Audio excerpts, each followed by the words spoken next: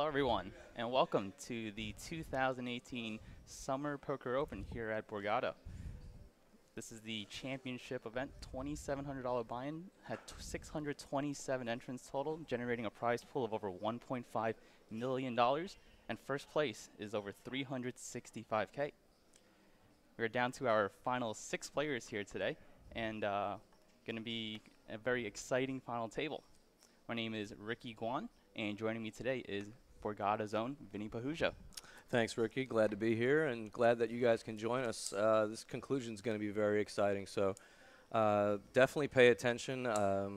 It's going to start off with a bang. So we're going to get going here real quick because in seat 1, I want to introduce to you guys Sumeet Wayachal. He lives in Secaucus, New Jersey. His birthplace is Mumbai, India. He's 35 years of age and management consultant with PricewaterhouseCoopers for about the last 3 years. And his story is very interesting. I was chatting with him prior to the tournament, and he was telling me how he was on a paternity leave, and his wife encouraged him to play the tournament. His wife, Bhakti, shout out to Bhakti. His wife, Bhakti, told him, hey, listen, play the tournament because you took 7th in the almighty stack, so try your luck. And so in his free time, he played the main event, and look, here he is. Exactly. And he comes in with the chip lead here today. Exactly. With almost 5 million chips. Incredible. And in seat 2, we have David Albis with a little under 4 million. He comes in 3rd in chips. This is his biggest tournament score, more than his total combined earnings to date. Yeah, it's incredible. Seat 3 is Greg Nerenberg. Comes in 2nd in chips, a little over 4 million, and crushed live poker last year. Won back-to-back Parks 500 titles, so looking for another big score here at Borgata. In seat 4 is Jesse Mercado. Comes in today as our shortest stack, so he's going to need to do a little bit of work to run things up, but 14 BBs is plenty to work with, and we'll see how he runs up that stack. In seat 5 is Wayachal Chen. He is the Borgata WPT champion from last year with an over $800,000 score for that tournament. Massive. So we'll see him try to win his 2nd ever Borgata main title. And in seat 6 is the one and only Kane. Kane is probably the most accomplished player here at this final table with over 1.2 million in career earnings. Biggest score coming in 2nd here at WPT Borgata for over 500K, and comes in with a little over 3 million chips, middle of the pack, but definitely one to look out for here.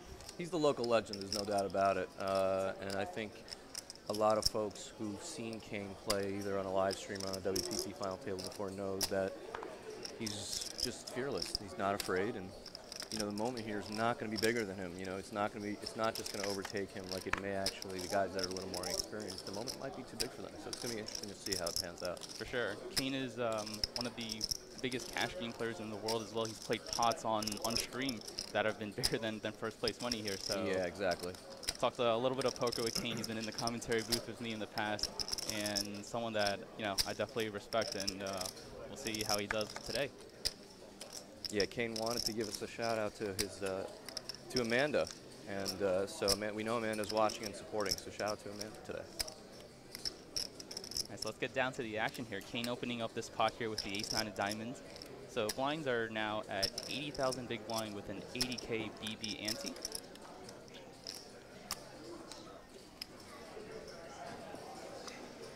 No gamble? No gamble, no future. Opening into Gold's big blind there. That was his line yesterday, right? Yeah, the one thing I noticed, it just They weren't briefing suited. these gentlemen prior to the They weren't restart suited, how yeah. genuinely happy all these guys are to be I here. forgot what he said with the They had a Mine lot of were fun suited. playing with each I'm other saying yours yesterday, even weren't. in high pressure, high stress environment. And many of them had never played for this money before, and they were just enjoying it like it was a home game. That's what multiple different people told me that today when I was just doing my brief interviews with them. So that was remarkable to hear in front of, before a very, very, very high intensity, high profile final table. Sure, and just after Kane took that pot down, he made a little funny remark. The whole table started laughing. So definitely trying to create some energy here at this final table, and kind of helps take a little bit of pressure off them, knowing that they're just here to have fun, and whatever money that they win today is going to be a bonus on top of the $69,000 that they've already locked up for 6th place.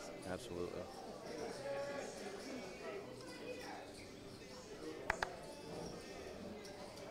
So we have a look here at Jesse, and Jesse wanted to give a shout out to his mom, Jocelyn, to Brittany, and to anyone else that's showed him love throughout his career. Jesse Mercado definitely appreciates that. So shout out to you guys, and we hope that you're watching at home, either on Twitch or whatever device you're using, and social media to watch this great final table today.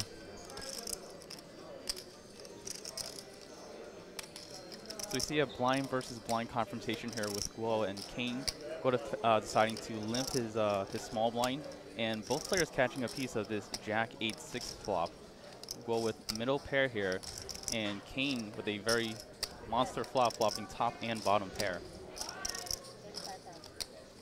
What do you think about Kane's spot here? Do you like raising in Kane's spot, or do you think calling is the more optimal play?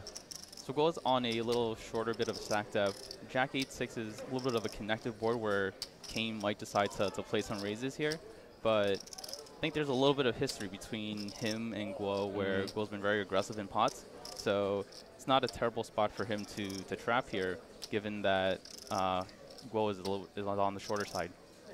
And he was more willing to barrel from the final table I've seen. In fact, I watched that final table recently when he won the WPT championship. He's pretty fearless as well. So these two guys that we're watching in this pod are probably the guys that have played for this money and this kind of prestige before. So yeah, as I mentioned, I think Kane decided to take the stronger line here with two pair, hoping that Guo has what he's representing, either a queen or either a strong 8. So, excuse me, a jack or a strong 8. He's railing you? He's railing you? He's railing you? I know. You better. I played with him for a while. I went deep into that one. He was at my table. It was pretty fun to play with. He's very inspirational. So Guo putting himself in a little bit of a tough spot here, deciding to lead the middle pair. 50-something of them one. Yeah, I think I would have preferred a check here from Guo, but I guess he wanted to see where he was at with the 8, and I guess he found out. But yeah, I agree with you. I think that I would have probably just preferred to check and see what Kane does. I think Kane raising there, knocking out, preventing Guo from seeing the turn in the river. Yeah, exactly. With a pretty decent hand.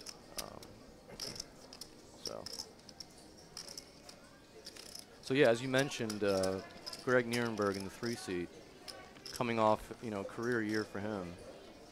Again, another local player who's really had some success at the Borgata and Parks and other local places. So see if he can parlay a lot of that momentum into another big score today. This would be a career score for him, I think. For sure.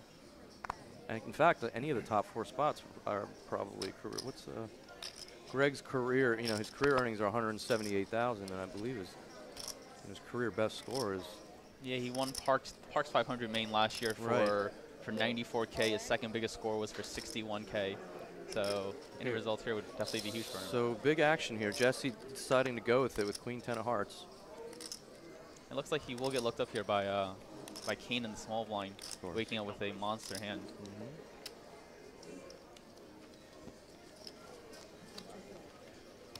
Jesse is from Brooklyn, New York. 29-year-old poker enthusiast. Came in today as our shortest stack here, so shoving for his last 975,000. Should be a pretty easy call for Kane here. 895. Very standard spot for both players, and it's just a formality. Kane's just thinking whether I think he wants to raise or maybe just call. I think he's just a little busy tipping the waitress. Yeah, that as well. So yeah, so we know Jesse's previous biggest score was 35K online, 23K in a live circuit ring event. So this was a very big moment for him, and he's going to try to hit his 40% here. Well, actually, we know Sumeet folded 10-7, so he's actually a little bit worse. So Queen 10 suited has 37% equity here versus the Ace King, so doesn't connect with this flop. Jesse's going to need a queen or a 10 to stay alive. Oh, and there's the queen on the turn. You can see the gravity of the moment here for Jesse. We've all been there. The river is clean, and Jesse doubles up now to over 2 million chips. So this. As I predicted, drama right off the start. For sure. And, you know, Jesse's right in the game now, and he knows it. You know, and This brings Kane down to a little over 2.5 million. Definitely not the start he was looking for, but still think he has a fairly good shot at this final table here. oh yeah. Yeah, Kane's a pro. He's been here before. In fact, I heard he moved to Puerto Rico to pursue real high stakes cash and online and otherwise. So He's definitely ventured into other things outside of poker as well. Yeah, A yeah. little bit of investing here and there. he's a true gambler in all sense of the world of the word. So I think, you know, anyone who's been gambling for a living for a long time respects Kane Callis. He's been really mixing it up in a lot of different avenues, and high stakes cash is being one of them. So, and he loves playing tournaments too. Yeah, His for sure. record down here is just remarkable. So. A lot of my family and friends actually are you a gambler? And I was like, nah, I'm a professional investor, and that's exactly what Kane is as well. Yeah. Gambler just has a bad connotation to it. We need to change that. It's slowly changing. Kane very active at this final table so far, picking up some very good hands to go with. Yep. That was cool. Now opening this ace-9 on the button.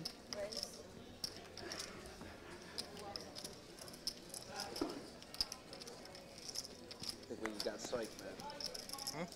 When you got psyched again.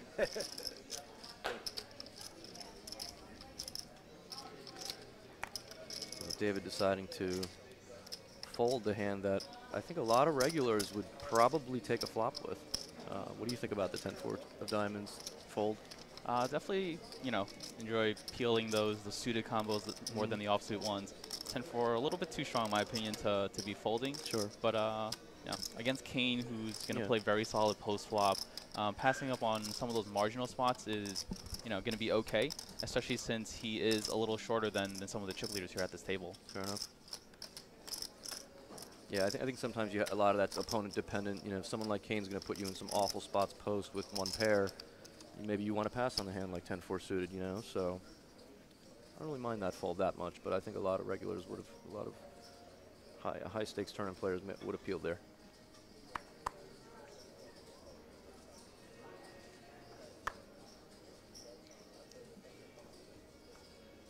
So again, folding to Kane in the cutoff with a very premium hand to have in a six-handed poker game.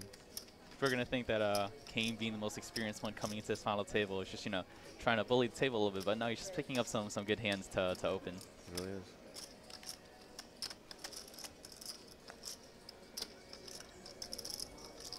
So as I said, Kane, now living in San Juan, Puerto Rico, born in Philadelphia, Pennsylvania, 29 years old.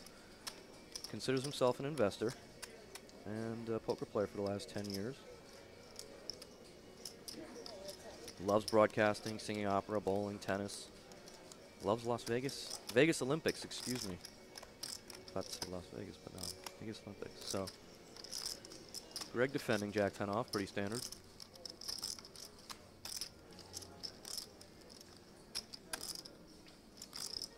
So on this King 8 deuce flop here, it's going to be a little more favorable for Kane's, opening hands here. Mm-hmm. We're going to see how he decides to play ace high this time. Interesting. Kane electing to check. He felt like he had enough showdown value with ace 10 and didn't feel like he needed to deny enough equity, so. Greg with interesting checking again. He kind of feels like Kane has something, so seems like he's maybe just surrendered here. Yeah, a lot of times when players check on this King 8 deuce flop, they're going to have some sort of showdown value. Yeah. Check. Jack high. So, It's going to be very unlikely for Greg to win with Jack high here. yeah. So it would have presented an opportunity for him to bluff. He decided not to do it this time, though. Yeah. A lot of times in those spots, you have to really decide because your opponent's going to get to the river with ace high a lot when they check twice. So you're going to have to decide if you can put a sizing out there that's going to make them fold that ace high. And it looks like Greg didn't choose to do it this time around.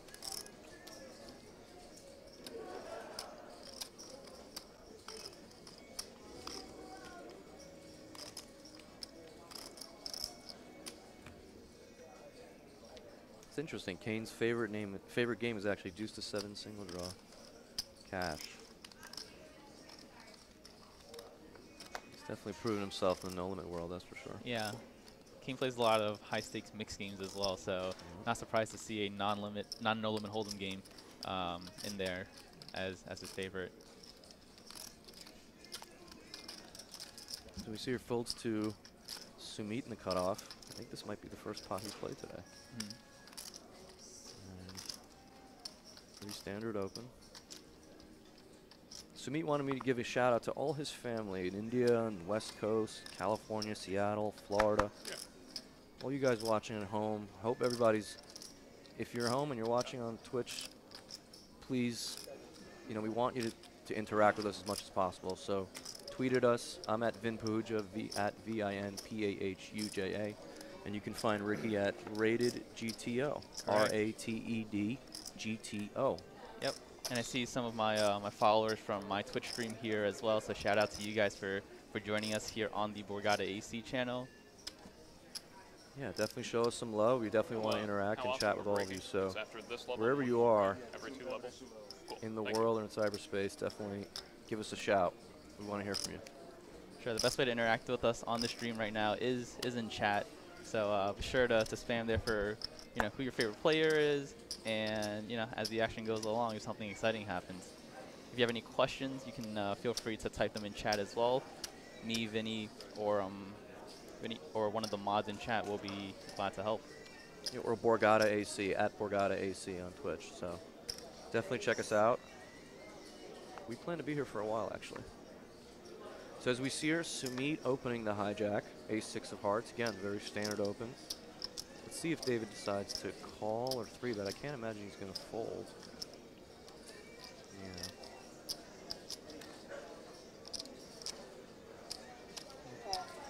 Five's a pretty easy hand to play here at this stacked up. You're going to flop a set and try and go for some value, or if you don't, then yeah. A lot of times you're going to end up check folding. For sure. And you're in the cutoff, you have position, so if you feel like you want to bluff or do some other things with your hand besides flopping a set, you can do that as well.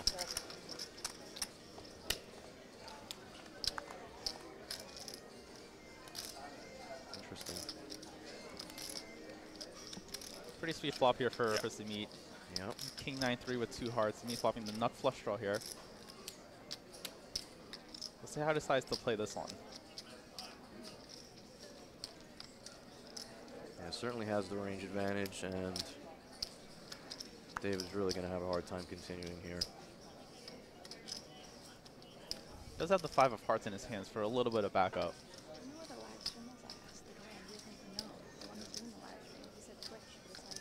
Now, it's interesting. You and I both made day 2 of this tournament semi-deep runs. Who did you play with at this final table that you've actually had some recent sort of history or experience with? Played with Jesse on day 2. He had the chip lead for most of day 2, so nice to see him here at this final table. Nice. Awesome. Played with Guo on day 2 as well, and he was able to run up a stack very quickly. And yeah, I have a little bit of experience playing with Kane. We actually both made this final table here last year, and yeah, definitely one of the best players I've ever gotten a chance to play with.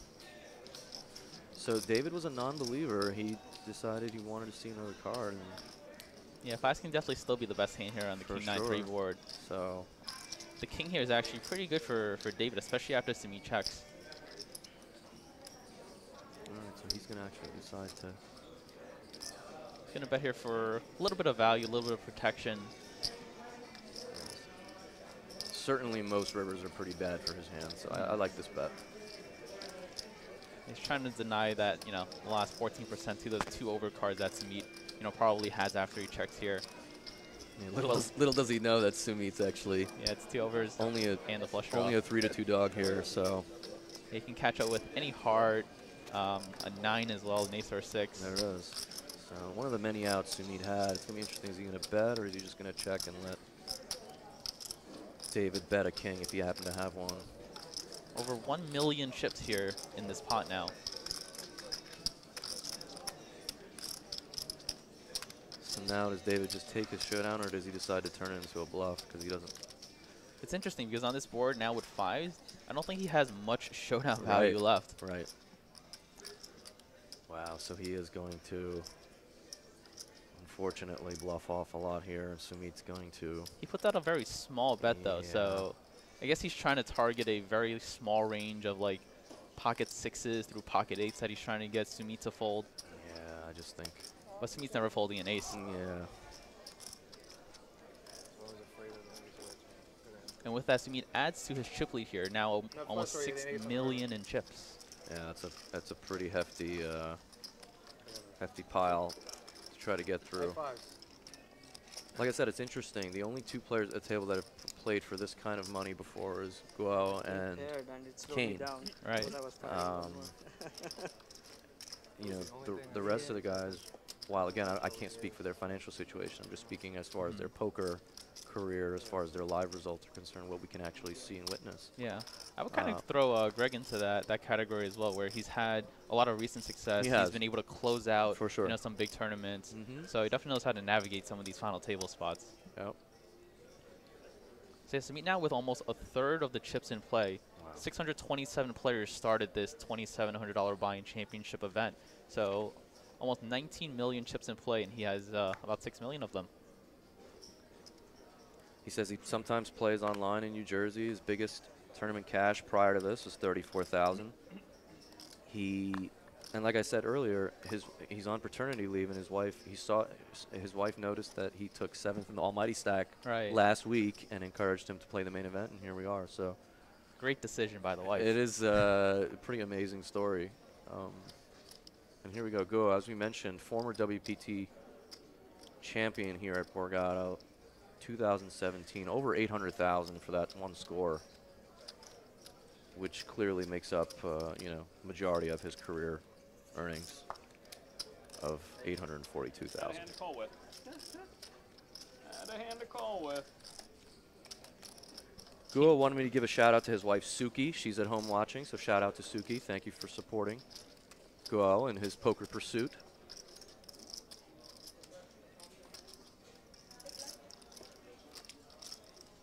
That final table is actually very entertaining that he won. There are some pretty incredible hands. I highly recommend anybody to watch that if you haven't seen it yet. Shout out to all of our friends in chat right here. Hello, Poker Goddess. Thanks for the shout out. Live stream does look great.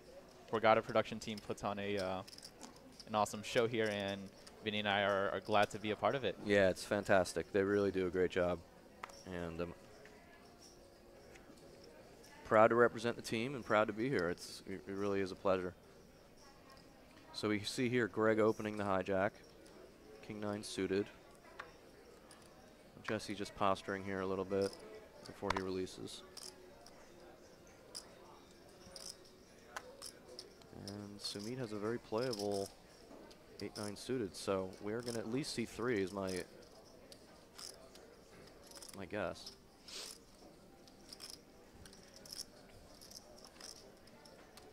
It's interesting. Do you know anybody in the management consulting world?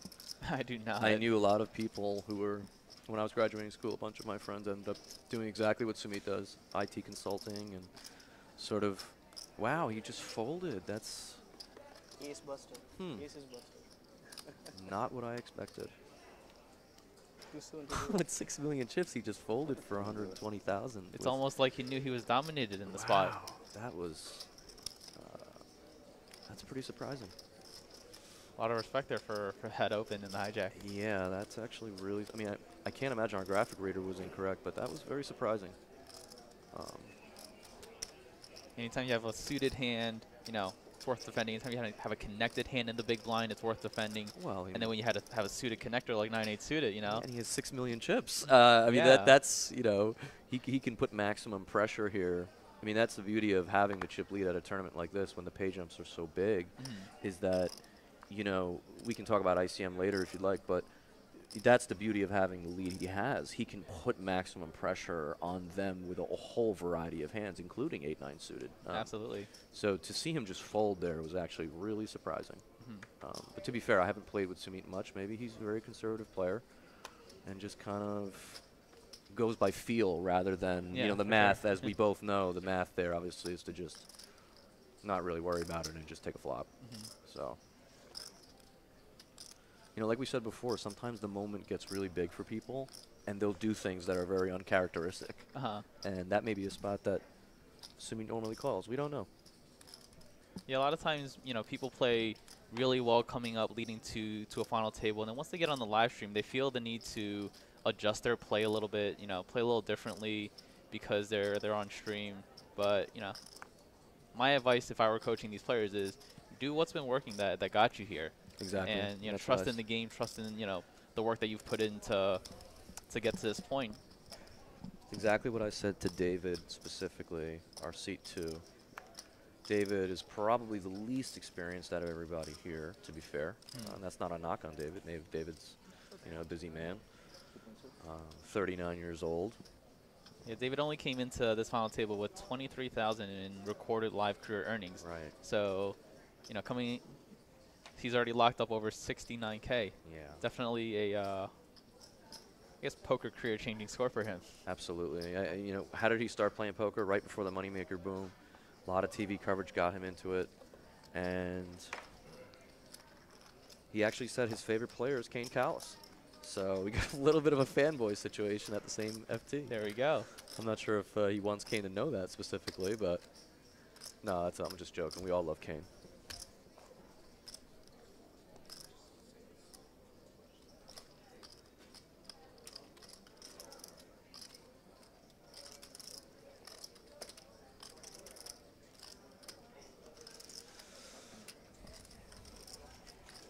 So yeah, I said to David, you know, there's gonna be a lot of people that are gonna be texting you and telling you about what you should do, what you shouldn't do. And I said to him, you know what, just enjoy it, you know, because you just never know when you're gonna make another one of these major FTs. So just do it, like you said, do what got you here. Follow your instinct, whether it's a hero call, hero fold, or something else. You know, enjoy it, enjoy the moment. We know that he's not, you know, he doesn't play poker necessarily for a living or for income. So just enjoy it, you know. It's what got us to enjoy the game in the beginning. So we see here Jesse with a very big hand. Opens with the pocket kings under the gun, and Kane has a decision here with the ace-10 offsuit in the cutoff. I think all options are on the table with the ace-10. Calling pre is a little dicey. 3-betting pre is definitely an option. Right. And folding is okay as well, especially with Jesse opening under the gun into some of the bigger stacks in the blinds here. Exactly, and we both know that Jesse, you know, is not really going to get too far out of line here under the gun. Even at a 6-handed table, like we said before, we know how big the spot is for him. So For sure. Kane may have taken that spot versus some other players, but I think versus Jesse decided to show a little more discretion and just let it go. And we see Greg folding the queen 10 there in the big blind. So I guess players are a little more cautious in defending their big blind so far, you know, to start off the final table. But we'll see if that changes as we go along. Sure. Also, I think a lot of that has to do with who the player was, too. Again, Jesse opening under the gun. I think, again, I think that's a spot you and I both probably would have called with the queen 10 offsuit. But maybe it was just almost an uber amount of respect to what For sure. they think Jesse's range really is. We should also mention a little bit about the big blind ante that we're using here for this tournament structure. So currently the blinds are at 40K, 80K with a big blind ante of 80K. So a little bit bigger amount of dead money in the middle pre-flop compared to if we were using a normal ante structure. So it actually incentivizes the big blind to call a little wider. Exactly. And getting that, you know, slightly better price to peel. For sure. You know, it's the big blind ante phenomena has really taken over the poker world, and I think we both probably speak for most players, recreational and professional, and just we want, you know, more tournaments to be big blind ante and just that the whole poker world to embrace it, because it just makes the game so much cleaner and easier, I think. For sure. The For dealers both love dealers, it. yeah. So, you know, it's a phenomenon that's really rightfully so taken over the poker world, and I'm happy to see that a lot of venues, tournament directors, you know, associations, gaming companies just embracing it. So David here again with the pocket fives. It's like second time we've seen him have the pocket fives, and unfortunately he lost the other one when Sumeet made the pair of aces on the river. So what do you think of this call here with pocket fives against Kane? I'm not in love with it, honestly. It's closer because of the stack depth that yeah, they're at. Yeah, I think, yeah, I don't know. I just think the hand is so hard to play, but... He is on the button, though, yeah, so he is on the button, but... he's going to have position post-flop, and he knows that Kane is opening slightly wider than most players here, Sure. as we can see here with the 8-6 suited. Sure.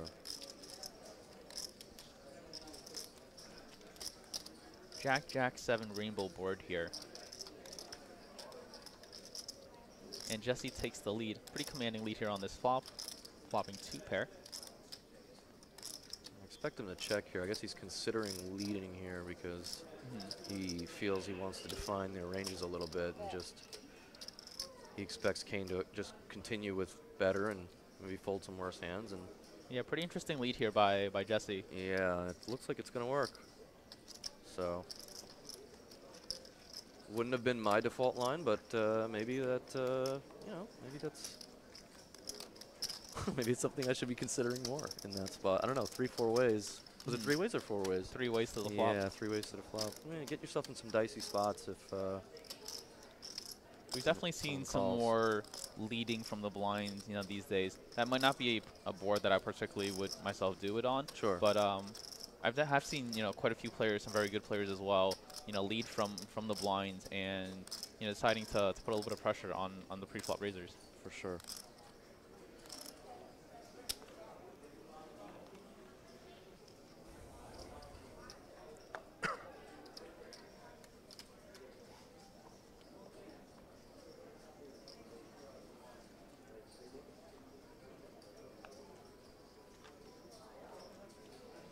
So here's Greg Nerenberg, Great Neck, New York. Prior to poker, he was in a sales role for about 3 years. And we asked Greg if he would want to be somebody else, even for just one day. And he said no. He loves his life and he wouldn't trade it for the world. So good for him. That's a good answer, yeah. And he loves his life right now with the ace-king on the button. Absolutely, and he's going to get some action here. Jesse deciding to just get rid of the king-10, good discipline, and now Guo, I'm sure, is going to at least call. He might even raise. Yeah, Guo Chen here is now down to about 12 big blinds. Yeah, so we can very easily see this go in pre-flop. And you can see he's actually wearing the beautiful Hublot watch he won as a result of that WPT championship. Not sure what the retail is on that watch, but it's very, very, very nice. It's quite a timepiece. I think Guo's going to go with it here. He might just call and decide to take a flop because he is suited. What do you think? Would you go with it here with 12 big blinds versus Greg? I think I would go with it here. Yeah, I think Greg is opening enough hands where Queen Jack suited is going to be doing very well against all of his opening hands. Right. Greg's going to raise fold a lot, and you just get to take the pot down pre. Exactly. I guess the lower variance route would be, you know, to just call here. Yeah, I don't know. This is going to be okay. We'll see.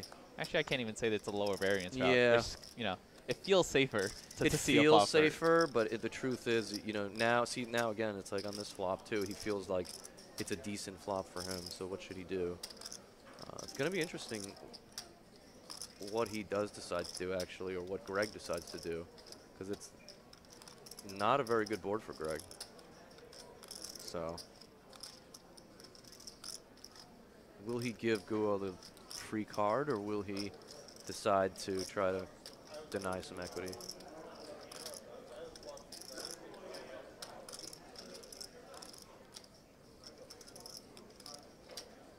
Long tank there before checking. I wonder if Greg's going to perceive that as that Guo likes the flop, or kind of just up to just thinking about it or pretending to like the flop. See, this is what I mean by having, you're right, like it feels like the safer route. Let me call and see a flop, and if I don't hit it, I can just save my tournament or move on to the next hand. But the question is, when it does come 9-8-8, or when it does come ace-queen something, or ace-jack something, or king-jack 4, what are you going to do, right? You're playing a guessing game. So unless Guo can be creative here and take an aggressive line, I don't know how he's... I mean, he could, of course, get there, but let's see. This is what makes poker really fun, is when... Yeah, so as you guys can see, Will does have 40% equity in this hand, but that's only if he gets to see both the turn and the river. Exactly, right. And with, you know, almost $500,000 chips here in this pot and only 800K behind, we're going to see how he decides to proceed in this spot. Guo has, again, wife Suki watching at home. He's got 2 kids. Says he loves poker. His previous biggest cash, as we said, is $789,000. deuce on the turn here doesn't help either player. Yeah, it's going to be interesting to see what Greg does if Guo does check. Is he just going to put him in? Wow. He Okay. is. Interesting. Wow. So yeah, Guo still had 25% going to the river here, but he gets Wow. denied off that 25% Yep. Interesting. by Greg putting him all in. Yep.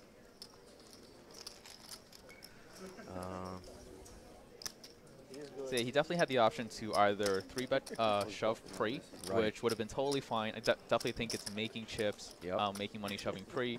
On the 9-8 flop where he does have the gutter 2 overs, he had the option to check raise all in there as well. Right. And Greg might have folded a hand even as strong as Ace King, Sure. but decided to play slightly more passive. Yeah. Might have saved himself his tournament life here, for all we know. Yeah, if he shoved the flop, do you think Greg decided that he was just going to bet call given the stack size, or do you think he was just going to? Do you think Greg thought to himself, hey, if he shoves this flop on me, there's enough draws and enough hands I beat, hands like Jack 10, Queen 10, Ace 5 of spades, all these different hands that Guo can have. Is his hand good enough to bet call, you think, or do you think he was going to bet the side maybe, or what do you think? Yeah, with the hand as strong as Ace King, that stack size. it really depends on what he perceives Guo's range to be. Right. If he thinks Guo is going to shove a bunch of those, those gutters, those flush draws, then Ace King is for sure good enough to call with. And the reason why he bet the flop was for value. Sure. To try and, get Denies. value for his hand, Yeah. not a little bit of equity, and, strong enough hand if, Guo decides to shove. But as we can see, because he's not shoving some of those gutters, Right. a hand as strong as, 2 overs and a gutter, Right. then it might be incorrect if Guo were to have shoved in that spot. Fair enough. Fair enough. Man, you're really So a lot of times when you're, nothing can go wrong. making with you. decisions, there's always an optimal play what a computer would tell you to do, Yeah. but there's Guys, not getting kicked out. also Are you really my getting a friend? feel for what your opponents are doing Absolutely. and adjusting to each of them in that particular moment. Absolutely. But if you look at the players, I mean, really, they're playing for so much money, and probably in some situations, life-changing money for many of them. And the levity and the sort of the fact that it just seems like they're not that serious. I think that's cool to see. A lot of times, I think one of the complaint poker nowadays is that you get too many robots at the table, and it looks like these guys are actually really enjoying their company, even though they're playing for they're playing a freeze out for quite a large sum of money. So Jesse here, I hope he does take the approach and open this pot and not pass on this hand. Yeah. Oh, wow. He does pass on the hand. Interesting. Okay. I mean, So if you knew that Sumeet was folding hands as strong as 9-8 suited in the big blind, Yeah. he might be a little more willing to open a little wider there. also, with Guo's stack, it's not like you're worried about getting reshipped on. You're pretty happy to raise call his stack here, right? He's on the button. He could think you have a variety of hands here. Ace high, ace 5 is good enough to call. Right, for eight big Yeah, blinds. so I- Especially you have to commit like 2.2 to an open. Right. So I actually like this spot to open because you kind of take the spot away from Guo. Also, he's going to shove a hand like Queen 10 and Jack 10 and King Queen and all these other hands that you actually beat. So don't really love that fold there from Jesse. I think that was a pretty, if he thought about that a little bit longer, I think he knows that with his image, I don't think Kane's going to just all of a sudden mess with him, just because it's a good spot. A lot of guys get a little bit afraid, like, oh, it's Kane's big blind or Kane's small blind, he's going to mess with me. I mean, he's not always going to mess with you. Yeah, once in a while he'll pick on you a bit because that's what he should do, but yeah, I don't like that fold from Jesse there. I thought he could have at least min-raised there or 2.2x'd it and proceeded, Your hand's more than good enough. Saw that? Saw that? Uh-oh, maybe it was a card exposed. Yeah, Jesse definitely looks like he's having a good time here, especially after that early double up. Oh, of course. Almost feels like he's free rolling after getting there with the Queen 10 against the Ace King of Kane. Absolutely. In fact, we asked Jesse what his style was, and you know what he said? He said, I like to get it in good / solid poker. So, listen, he didn't feel comfortable opening the ace 5. And again, we go back to what we said before. It's what got him here, right? I mean, playing that style suits him. And we shouldn't necessarily think it's a, bad or good thing. It's what got him here. So, And we are on a live stream with a 30-minute delay, so I'm sure all these guys have someone watching at home giving them info 30 minutes later, where they're going to be able to use that and adjust to some of the opponents here based off of what they've seen in the first 30 minutes. absolutely. So it definitely adds a different dynamic to this final table compared to ones that aren't live streamed. Absolutely. Those of you in New Jersey, I just want to let you know there's another day left in the BorgataPoker.com 2500 Summer Poker Reload bonus. If you use the reload code RELOAD718A, you will get up to $500 back on 100% up to $500 back as a reload bonus. Remember, that ends tomorrow, July 27th. Again, the bonus code RELOAD718A. Only on BorgataPoker.com. And Vinny, you yourself play on BorgataPoker.com a lot, right? I do. It's great to be home. I was obviously out in Vegas for a bit during the summer grind, but now that I'm back, I definitely want to take part in a lot of these promos that are happening, and we'll get to some of those throughout the show today. But yeah, I'm glad to be back, and I know you've actually become more of a regular as well. You've sort of been showing up more recently as well, playing on the 3 different sites that we have access to here in Jersey. For sure, and I moved to New Jersey earlier this year. What part? About 20 minutes from Atlantic City here. Oh, You know, okay. I wanted to be a little bit closer to my favorite casino here at Borgata, where they run 5 very big series throughout the year and also a bunch of smaller ones. So got a chance to be a little closer to the live poker that I want to play, Sure. and also to play online, like you said. BorgataPoker.com runs a bunch of different tournaments throughout the week, anywhere from free rolls to small buy-ins to $5 buy-ins up to 535s. Exactly. Yeah, every week. It's great. And it's been a lot of fun, since I've gotten here. Interesting spot. Didn't mean to interrupt you, excuse me, but here we go with Kane again with a premium hand, top 10 hand here in the cutoff with 9s. And Sumeet, instead of calling on the button, deciding to take a real aggressive. I'm actually surprised by this based on the way Sumeet's played. He's played a very passive, conservative style, and now he's decided to 3-bet the suited Broadway. So I can't imagine King not folding. It's whether or not he decides to 4-bet or flat. I think with Sumeet covering him, I think, wow, Kane decides to just fold. That's pretty interesting. What do you think of that? I guess from what we've seen so far with Sumeet being a little bit on the tighter side, Maybe despite being the chip leader, he has a little bit of history there where he might think he's never 3-betting him light. Sure. Guo is really short right now with less than 10 big blinds. Fair enough. So there is a little bit more incentive for Kane to wait a little bit, not get involved. Sure. Wait for him to either bust or double up first and proceed from there. 9s is a very, very strong hand, though, and against anyone who's 3-betting balance there, has some 3-bet bluffs in their range, it's going to be kind of suicidal to fold the 9s. How deep was Kane there when he raised the 9s there in the cutoff? Kane had about 2.7 million before he started that hand, so a little over 30 big blinds. Interesting. It's pretty awkward. So yeah, which is why, as the chip leader, you can put on a lot of aggression and a lot of exactly pressure to those middling stacks. Exactly what I was saying before. And, it's good that maybe Kane knows that he folded the 8-9 suited before and the ace-9 and some of the other hands we've seen, and he just thought that he would never 3-bet a hand like Queen-10 suited. Obviously, Kane's going to find out soon enough that he did. Right. And he had the best hand, but it was interesting to see Sumeet take that line there, and I guess maybe that's part of him mixing up his play.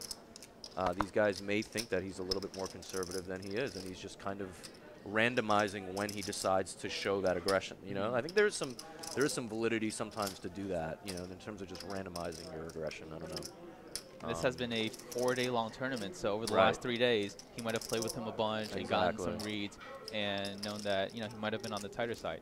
Sure. But it's nice to see him Sumeet put on the aggression there, knowing what the situation is, and putting a lot of pressure on Kane and his middling stack. Exactly. We asked Sumeet how he started playing poker, and he said that he got into it after watching Joe Cata win the main event. And those of you who follow poker or fans of poker or play poker, we saw what Joe Cata did this past summer. One of the most incredible things ever. For sure. In fact, I still, you play a lot of poker. I couldn't even believe that someone with his stature and his bankroll even jumped into the closer after getting 5th in the main. I would feel that you'd be so exhausted because there wasn't any break. People don't realize that there was no break. Yeah. Before day 10 or day 11 or whatever it is. Yeah, so there wasn't any break between the last day of the main and the final table this year. So a little bit of a change from previous years. So definitely a lot of heart to jump right in there. And Joe's you know, was grinding out there. Joe Cato was grinding out there all summer. Had great results in the beginning, and be able to close it out at the end. This is amazing to me to even just register the tournament and care enough to actually try to want to compete more. Kind of shows you that he either had some really big bracelet bets, or he really just does love it more. I don't know. So here we go with Kane opening under the gun. Guo unfortunately has worst end of the deck here, and he's going to let it go.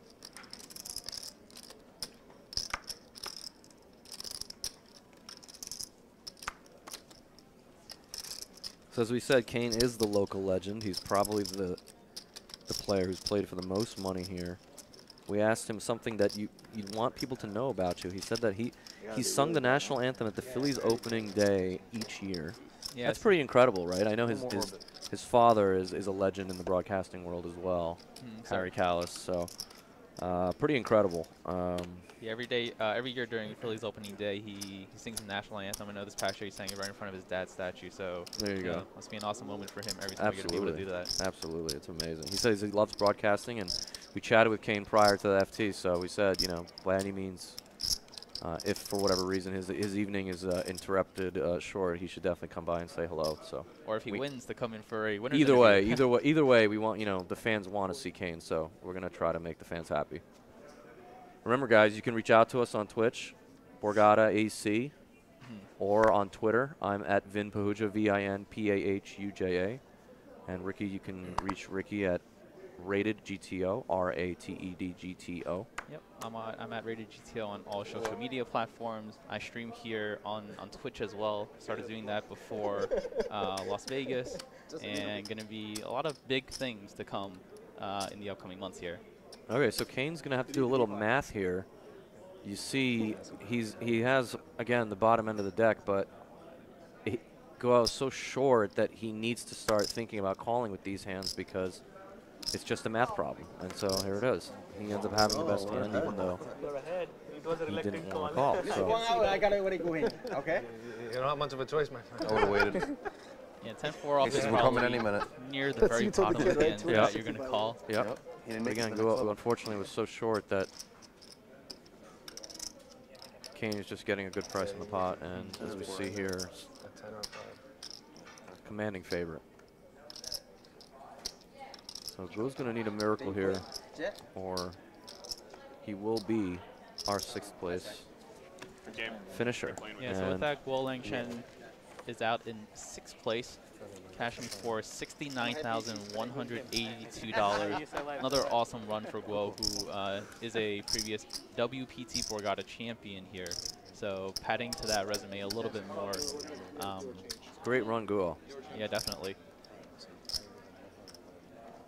So we are down to 5, and again, we iterate that Kane definitely has the most experience here. It's very interesting. I've been playing this particular tournament. I was looking it up online before we started today just for some historical perspective or whatever when they started running this tournament, because here at the Borgata they have 2 WPTs. They have one in January and one in September. Right. And then around those they have these seasonal opens that they run, spring, summer, fall. And the culmination of those tend to be this 2,700 buy-in. Typically is $1 million guarantee. And when they started this tournament in 2008, it was a $5,000 buy-in. And I don't remember if there was a guarantee or not. No. A little bit better. Through the years, and also that tournament was not held in July. It was held earlier. Like it would overlap the World Series. And so, of course, a lot of the people would be out in Vegas, and so they kind of moved it so that there wasn't that overlap. And so we just see the growth of the tournament, the change in the tournament. Last year, I think this is a record for this buy-in level. Last year they had 600 players. This year you said 626. 627, yeah. Yeah, 627. So I wonder if maybe some of that's the big blind ante phenomenon or not. Maybe there's a little bit more of a higher player attrition level. I'm not sure. And then Borgata Poker Online is able to, you're able to win your seat into this tournament. A lot of qualifiers on there. That's definitely feeding in some people. So many qualifiers, and that's the best part. To be honest with you, that's the best part, even if you don't play poker professionally. If you're in the state of New Jersey at any point, and you want to play in one of these big events, you should definitely check out BorgataPoker.com. There's so many great cheap satellites starting at $5 that are for all of our opening events. It's great. It should be in the middle. There you go. So all 5 players here now guaranteed $83,000. 3.6, Yeah, $83,000. Yep. Absolutely. Kane's had a little bit of a roller coaster chip draft here. Started the day with 3.3 million, went down a little bit. Now it's back to over 3 million again. So the one thing I find so fascinating whenever I watch live streams is blind versus blind play. I don't know what you think about this, because blind versus blind play for the most part is just heads up poker, right? So really, without oversimplifying it, to me, it's when you're playing in a 9-hand or even a 6-handed tournament, actually more in a 9-handed tournament like this one was, you're not playing heads up poker all that often, right? You're just, so I always find these spots to be very interesting. And we see here that Kane, even with a hand with like an ace, he's just limping in. And part of that is just sort of the out of position, keeping the pot small, and also just the fact that, like you said before, Sumeet covers him. So there's a lot of ICM sort of relevance here for him to not bloat the pot out of position. For sure. And Sumeet obviously taking the more aggressive line, which we like. We want to see him put pressure on the middling stacks. So it's going to be interesting to see what happens here. And Vinny's referring ICM. It basically means that the player's chips are worth a certain amount of dollars. This is a $1.5 million prize pool with a lot of it up top, remaining here for the top 5 places. There's a pay jump from 83,000 to almost 105,000 from 5th to 4th, 129,000 for 3rd, 205,000 for 2nd, and 365,000 for 1st. So a lot of the middling and a lot of middling stacks have to be aware not to get into some very huge pots and bust out before the shorter stacks, because these pay jumps are important. Yep, absolutely. Although here at Borgata, there is a good chunk for 1st place, and it is a little more incentivized for you to go for it a little bit, Absolutely. just because with how big 1st prize is. For sure. Oh, that's good. I thought you put 200. So here we go. Very interesting on the flop. Sumeet with a standard C-bet, and Kane deciding to call with ace high and backdoor nut flush draw. It's going to be interesting to see if Sumeet now decides that he has enough showdown value, or if he wants to bluff. He decides that he wants to see a river. And now Kane's pretty sure he doesn't have a king, so does he decide to... Oh, okay. I wasn't sure what was happening there. It threw me off for a second because I've never seen him do that before, but I guess they hadn't seen his cards. The reader didn't pick it up. Yeah, so in this pot, Kane decided to limp call the ISO from Sumeet pre-flop. Yep. Check call a very small sizing on the flop, and now I think gets to the river with one of his worst hands. The 10 completes a lot of the straight draws. He picks up a pair, a lot by the river if he doesn't have, that didn't complete a lot of his straights. So I would like to see Kane bluff in this spot. Yep. And it's going to put a lot of pressure on Sumeet's under pairs, some better ace highs that Sumeet might have himself. Sure. And this is one of the worst hands that Kane's going to get to the river with. So yeah, exactly. Yeah, generally speaking, when you do show up to the river with the very bottom of your range, something like this, you definitely want to, well, this isn't the very bottom, but it's pretty close to it, but definitely want to consider bluffing with it to try to get hands like exactly this to fold. So, because it would be, Kane would be pretty disappointed if he decides to just let Sumeet showdown fours here. So this is obviously putting some pressure on him because he knows he's likely not going to win in a showdown. So yeah, Kane deciding to use a half pot sizing here. yeah, I might go a little bigger here, I think. What do you think? You like it? Yeah, definitely 2 options here. You can either go smaller. This is like one of the in-between sizings that I personally might not use. Yeah. I might go a little smaller and target a very specific range, or bigger and put a lot of pressure on Sumeet's 7s, maybe even 9x himself. So definitely interesting sizing by Kane, and Sumeet thinking about it here with his pocket 4s. Yeah. He is getting he's getting a fairly good price. And he does make the call here, sniffing out the bluff by Kane. Pretty sick call. Man, this guy's good. Yeah. Kane fairly perplexed there by the call by Sumeet, but I would have gone a little bit bigger just to put some pressure on him, but who knows? Maybe he calls a bigger sizing anyway. We don't know. We'll never know, but only these guys will know that. But very interesting hand. Yeah, pretty awesome result there for Sumeet, running into one of Kane's bluffs. and Yeah, it was a tough you one. have to know your opponent is capable It was in a tough turning one. some of those ace highs into bluffs For sure. for you to call in that spot. Yeah, maybe they have some history. You're right.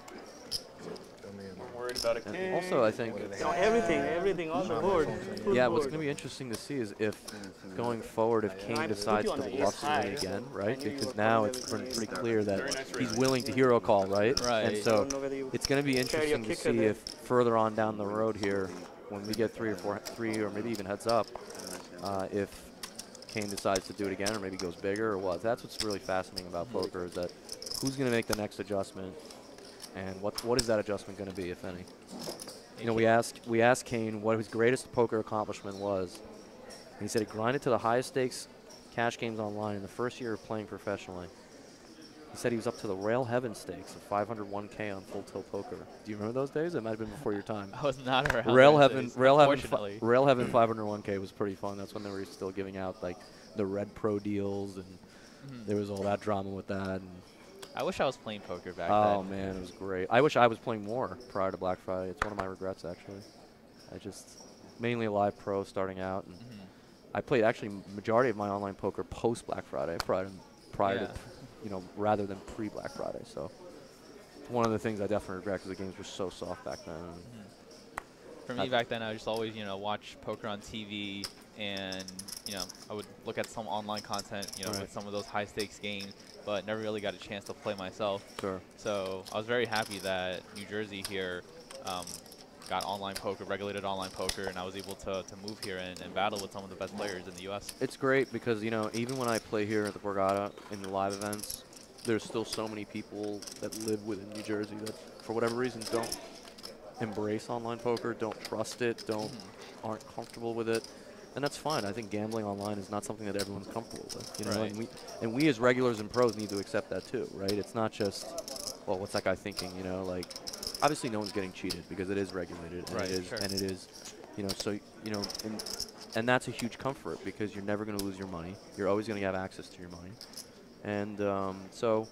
But in terms of the playing and in terms of bots and all this other stuff, you hear all this stuff at the tables, and most of what people assume that is just so nefarious is just not happening. Yeah, I personally love, you know, just playing, you know, from my home, the comfort of that. Oh, it's just and conveniences. You can't beat it. And for me this year, you know, I wanted to do something more than just traveling and playing. Like, I come out to every single Borgata series, but, you know, outside of that, you know, I do a little bit of traveling, but I spend most of my time, you know, at home playing online here on the New Jersey sites, creating content and, like, streaming on Twitch for, you know, a lot of the viewers that are here, and, you know, just having fun with poker.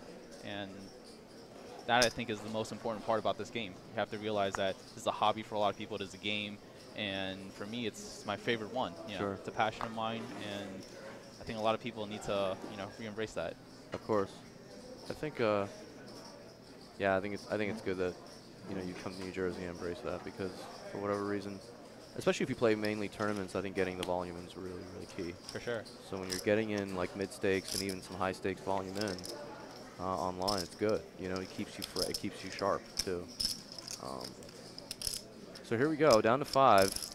Action slowed a little bit. Guys are playing a little bit more careful. There's no real clear. I mean, who's the short stack at this moment? Is it Greg?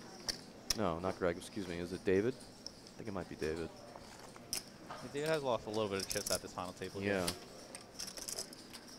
And that's a reminder of what they're playing for, guys. Real hefty up top, 365, followed by 205, 129, 105, and 83.5, 83.6, excuse me. So, yeah, as you said before, Borgata's still pretty top-heavy here. So a lot of the crushers continue to come here because it's not as flat as maybe some other places, but you're still getting your money's worth. I think the min cash was still about 2 buy-ins, so it's not like you're getting, you know. Yeah, it was over $5,000 min cash. Yeah, over 5,000 min cash, so I think they paid 63 spots in this tournament. So, all right, here we go. David waking up with a premium hand, and let's see if Greg decides to play back at him here with the king-queen.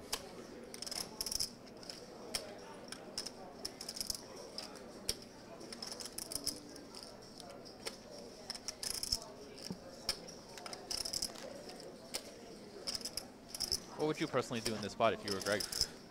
Based on what I've seen and what I know about David, I might just call. I think we're deep enough to call, but You know, I think folding is just fine. I don't like 3-betting. So I guess 3-bet folding is fine. Yeah. It's a spot where you could put a lot of pressure on Yeah. him because he's pretty even stacked with both Jesse and Kane at the moment. Both with a little, all three of them with a little more than 2 million chips.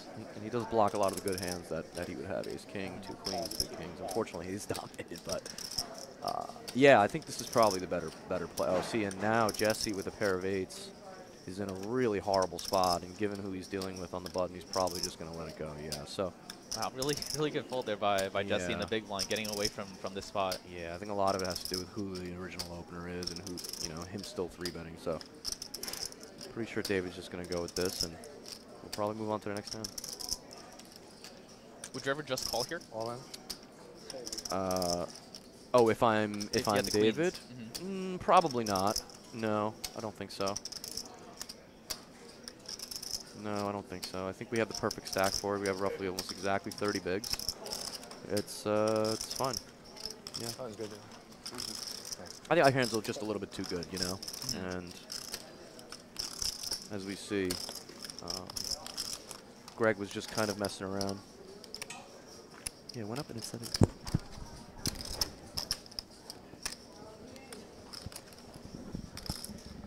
Just tell you. So that's David from Jackson, New Jersey. Good? He wants to shout out his wife who's here, supporting him. His his career earnings 23,000. So again, this is a huge spot for David. He's been playing poker for 15 years. No experience online. And he's just trying to enjoy the moment, which he definitely is. So all these guys are really enjoying the moment. It's good to see. Where they go? 1,500. Fold. Shout out to the Borgata Live team here, Tab, Vinny, and the rest of the guys. They do a great job running these series. It feels like we're here every 2 weeks or something. So, at least I am anyway.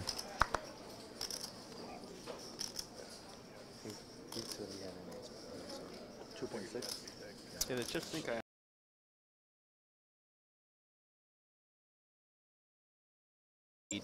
And Greg, a clear second place here with almost 4 million. David, after taking that pot down with about 3 million, and Jesse and Kane are both the short stacks here with a little over 2 million. Right. No. So definitely the favorite as of this point to take down the title with over a third of the chips in play. But as we know in poker, anything can happen. Alright, just checking the social media, making sure we're not forgetting you guys here. You guys can tweet at Borgata Poker using the hashtag Borgata Poker Live, or you can tweet at us individually at Vinbujo or at Rated GTO. And we're also hanging out with you guys here in chat as well. I see you, John Christopher. Give Dave some final table love. You got it. Thank you for tuning in. Shout out to Kev Math, always doing his thing and keeping the poker world abreast of what's going on and who's winning what. And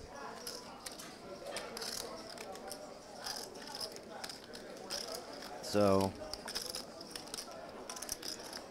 real local feel to this final table. It's great to see.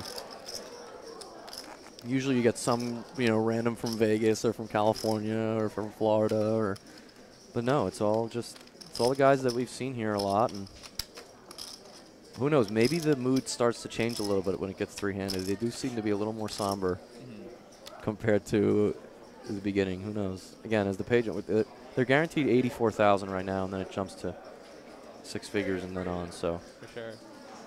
Anytime you can lock up a 6-figure score, it's definitely something to be, right. Little butterflies when you play for that much money. Exactly. I'd really like to see Jesse. So Jesse's in a decent spot here. I think Kane's going to start. Kane knows that Jesse's been playing real solid. I'd really like to see Jesse kind of open it up here a little bit. Fortunately, he's run into a hand, but. Kane picking up the aces in the small blind. The best hand in no one hold. So the blinds have increased to 50,000, 100,000 with a 100,000 big blind ante. So Kane here now off a 24 big blind stack. We'll see how he decides to play these aces.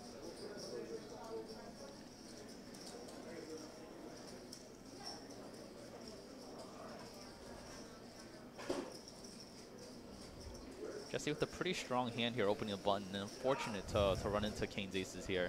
Yeah, it is. But what we've seen from Jesse, though, I think he's probably just going to let it go. He really hasn't gotten too far out of line.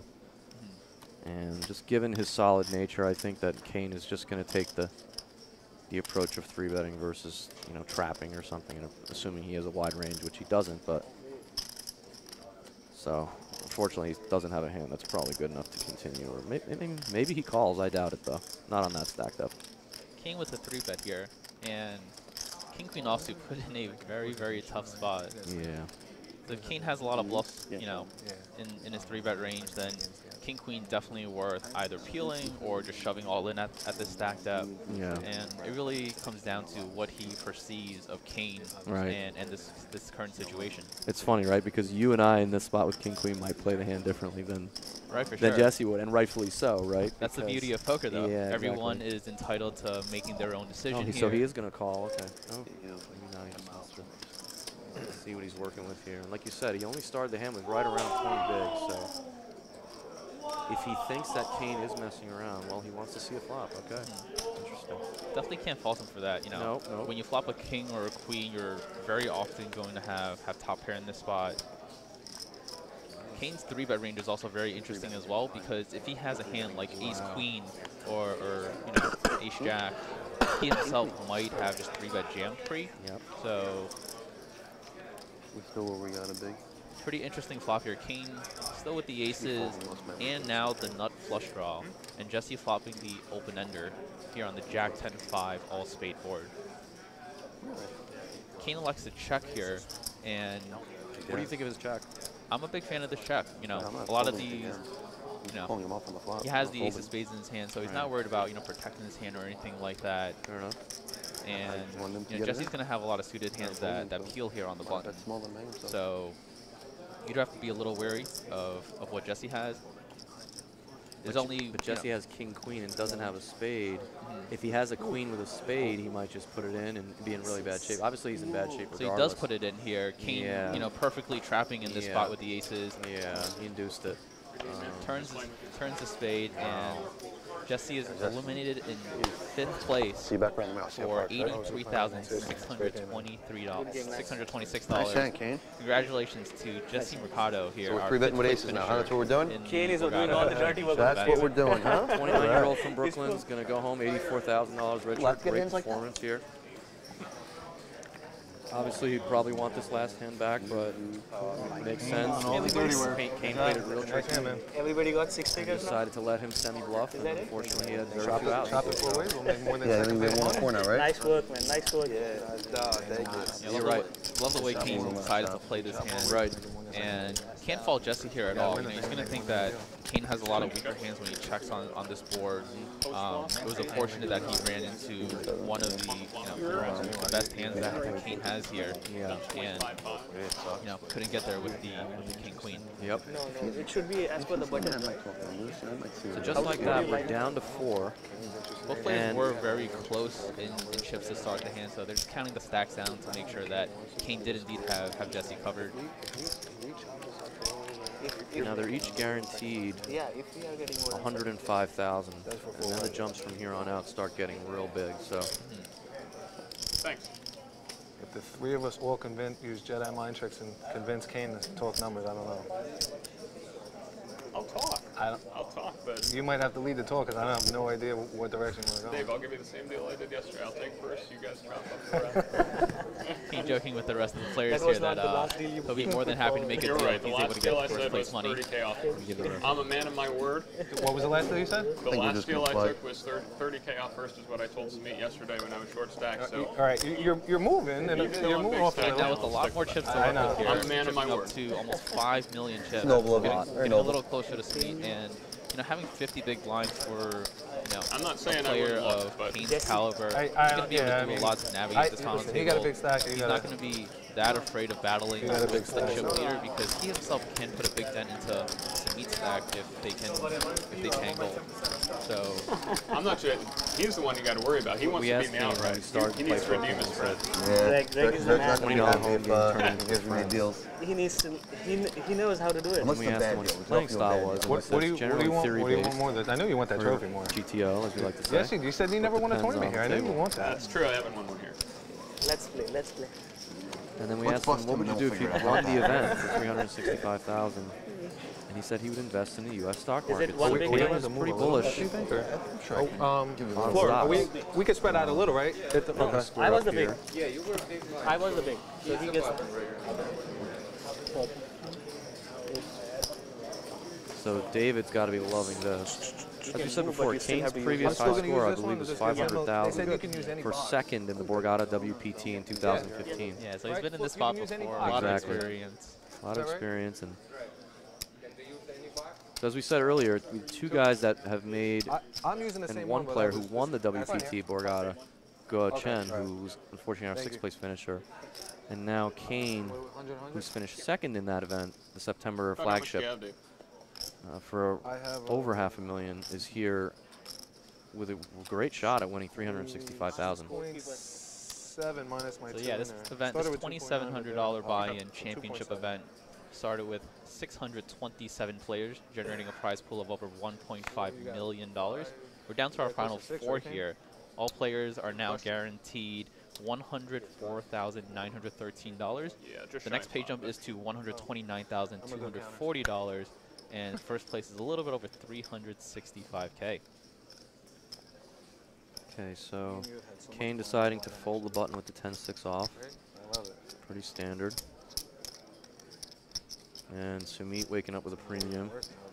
Gotta imagine he's gonna raise it based on what we've seen so far. And David's probably, of the remaining four, would you say he's the most conservative player left?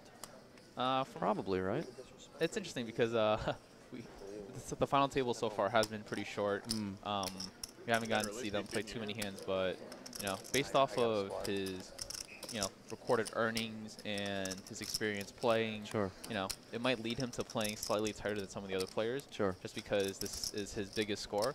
But for some players, that might actually lead them to being more comfortable. They feel like they're free-rolling the moment. I've already locked up my There's biggest no pressure score. on me. I've been here. Whereas Kane might be feeling some pressure because he wants to finish it on his home soil. Exactly. He's come so close before here at the Borgata for the mini glass Borgata. We'll show that later. It's a beautiful glass trophy. It's right behind them, actually. Is it there? Oh, there it is in the back. If you look closely above Greg's head there.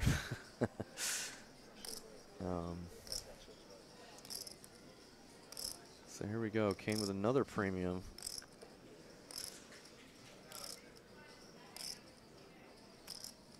So now that we're down to four-handed, we'll see if any of these players start adjusting play a little bit, especially now that the live stream has caught up. You might have been able to get a little info from Friends, family. Exactly. Yep. Telling them, hey, he's not defending 8-9 suited. Hey, he's not defending Queen 10 offsuit. Those are. Or he's now capable of 3-bet bluffing with Queen 10 suited. Right, right, exactly. So we have seen some pretty interesting hands here. Let's see what. Now, Sumeet, again, is he going to try to pick on Kane a little bit with the weak ace, or is he just going to let it go? See, if there's anyone that he can, try and put a lot of pressure on, it is Kane, because he's now, second in chips. There are a couple of short stacks, beneath him that he doesn't want to bust before. So it's not a terrible spot for Sumeet to put on a little bit of pressure, especially with the ace blocker. Oh, did he call here? I can't tell. I think he might have called. Oh, wow, he called with the ace-6. I'm not a huge fan of this play. If he was suited, I could understand it. That would have a little more. That would make a little more sense to me. But I'm not crazy about this play so much. From some of the hand histories that I've seen earlier in this tournament on day 2, day 3, Sumeet does like peeling some of these ace-x combos, both suited and unsuited, from the button. I see. And he's been able to win some very big pots with them. Okay. So we'll see how he decides to navigate this particular spot. Yeah, Greg with a pretty easy peel here with the red 7s, and we're going to see a flop. When Sumeet was actually tanking, I thought he was considering 3-betting versus, folding, and instead he called, which actually would have been probably the third option that I would have chosen. But Right. again, that's what makes poker great, is that, you know, he's been playing with Kane for, you know, more than 24 hours, 36 to 48 hours potentially. So who knows what his plan is? Maybe he has his own plan. So we'll see what the plan is. This is going to be very interesting. Greg is likely going to, you know, unless the board runs out kind of scary, Greg could likely lose a very big pot here.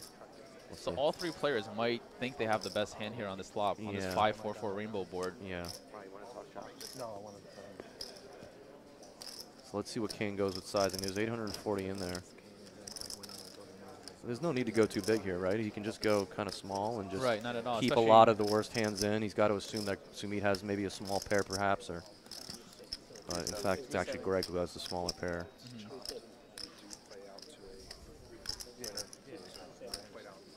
Kane does decide to bet for value here. A bet of 370,000 into this pot. And Sumeet with some options here. He does have ace high, a backdoor straight draw. So we'll see how he decides to proceed here. He does have to also worry about Greg behind, who, you know, can connect with this board in some way out of the big blind. Yeah, I like this bet from Kane too. A little less than half. It's what he would do with all of his bluffs as well, so. Sumeet decides to call here. Yeah, And now so like, Greg's in a sort of peculiar spot. it's He has really- to worry about both players' ranges. yeah. Kane, when he bets here into, you know, a cold caller and the Wow. blind, is going to have a pretty strong hand a lot of the time.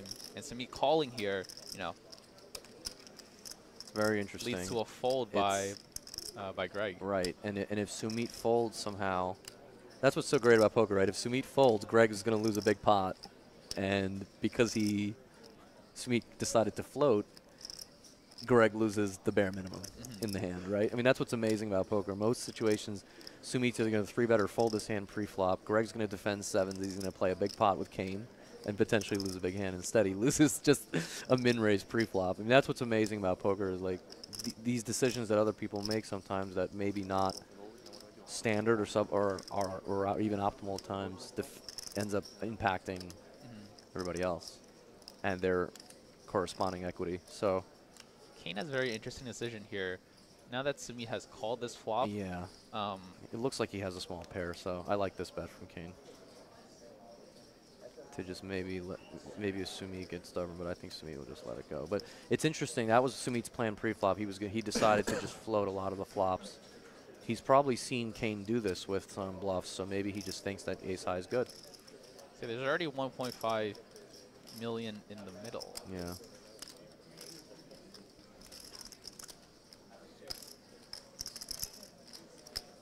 Kane puts out a bet of 780K, about half the size of the pot here. Wow, Sumeet really is a non-believer here. Sumeet hasn't let go of his hand just yet. Is he going to decide to turn his hand It's interesting to into a bluff? think what he is putting Kane on right now. Because ace high can still sometimes be the best hand here. Having a 6 in your hand isn't great because you do block some of Kane's bluffs, Yeah, such 6, as 8, the 6, 7-6 and the 8-6 hands that Kane decided to open and decided to double barrel here. Yeah. We saw him open 8-6 of clubs earlier, actually, if you remember, For sure. a little while ago. So he would certainly double barrel this texture if he had that type of hand. But of course, we know that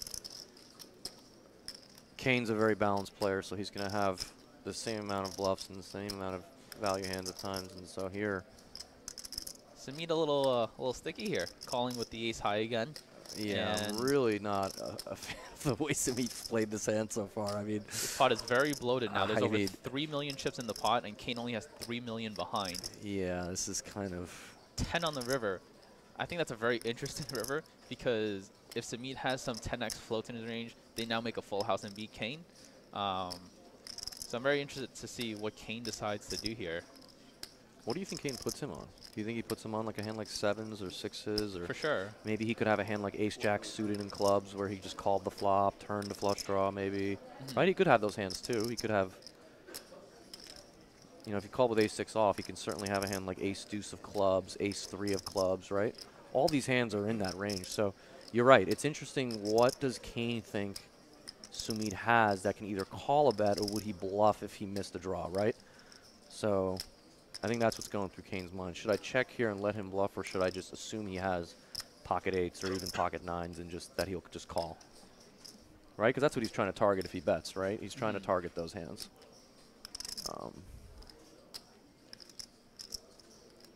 Kane's starting to reach for chips here. He has just a little over pot behind. So if he does decide to bet, it'll be interesting what sizing he uses. A large stack of those Bumblebee 100K chips. Gotta love the Bumblebees. Yeah, Borgata has some of the. I personally think it's my favorite chip set. You know, in all of poker. You know, the 5K blues, the 25K watermelons, and the 100K Bumblebees. Looks like Kane decided to put a large stack of them in there. I've only played with Bumblebees once. It's a good I'm feeling. always jealous when they come out because they're always nice and clean. They're not as like cruddy sure. and gross like the other chips that we always play with. It's funny, as you start getting deeper and deeper in some of these bigger tournaments, even like the World Series of Poker main event, you go deep into that, the chips get bigger and bigger and more clean because no one's used them. People haven't used them as much. It's funny. So yeah, Sumeet, if he thought his hand was good pre-flop, good on the flop, and good on the turn, then this is a fairly safe run out for ace high. Yeah. I know having the 6 is pretty bad because you block a lot of Kane's bluffs here, and you're going to have some slightly better bluff catchers than ace high. All right, he thinks the better of it though. So finally electing to fold. Yeah. Maybe, you know, 1 or 2 streets too late, Yeah. but does Yeah. make the correct decision on the end here. And Kane scooping up a very large pot and taking over the chip lead Yeah. here at this final table. It's incredible. So this is the 10th year they've ran this tournament. Started in 2008 as a 5K. It's the current incarnation's a 2700 big blind ante, which you and I played. Unfortunately, we were playing side to side in tables on day 2. You had a tough draw. I didn't have a great draw. Unfortunately, did not make the money, either of us. Any other luck? Did you play any of the other events at all? No, I came here straight from Las Vegas, after the main event. So came here for the 6 max and the main. You know, 2 of my favorite tournaments. Yeah. When I make my poker schedules throughout the year, those are, you know, 2 events that I definitely put on there and make sure not to miss. For sure. And, you know, throughout the year, I'm here for basically the entire Borgata series. They have an awesome kickoff event that's usually a $600 buy-in. In September, when it comes up, it's going to be a $2 million guarantee.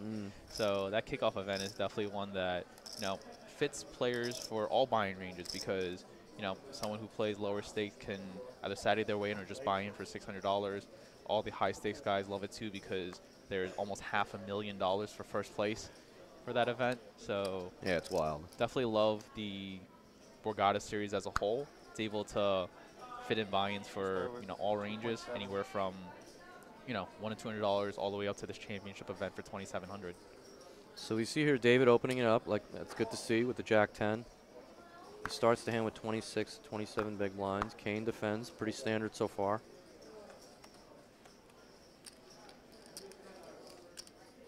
Well, does David decide to bluff at it or just surrender?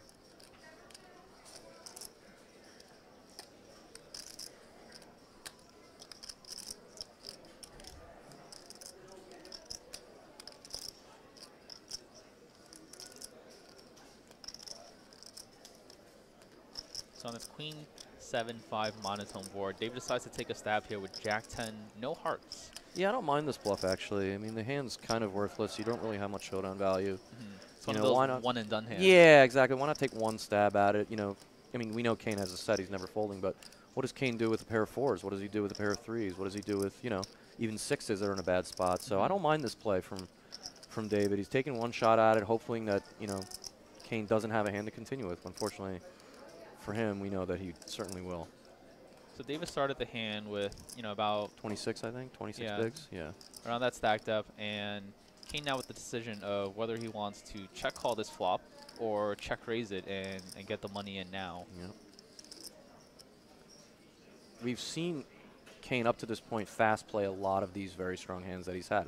We saw him do it with the Jack-6, blind versus blind.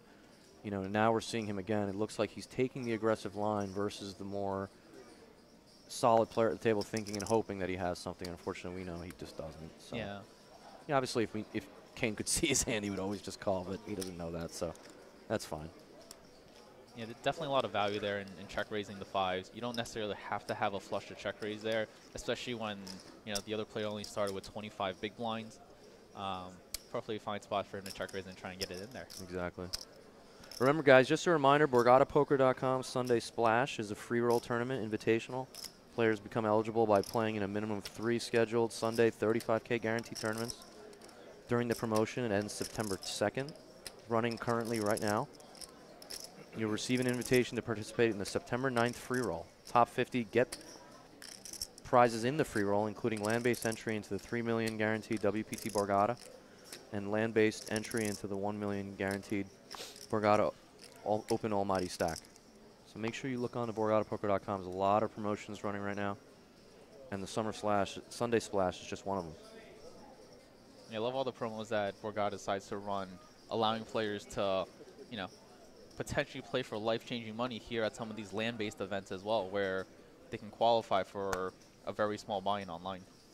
I think it's definitely the big advantage I think people have in New Jersey. And listen, people in New Jersey have options to play online, and we think that there's a huge advantage playing on BorgataPoker.com because of the chance of playing in these huge, big live events. So, and all definitely these check it out. promos are really good too. Basically giving away free money for something that they would probably already do anyways. Exactly.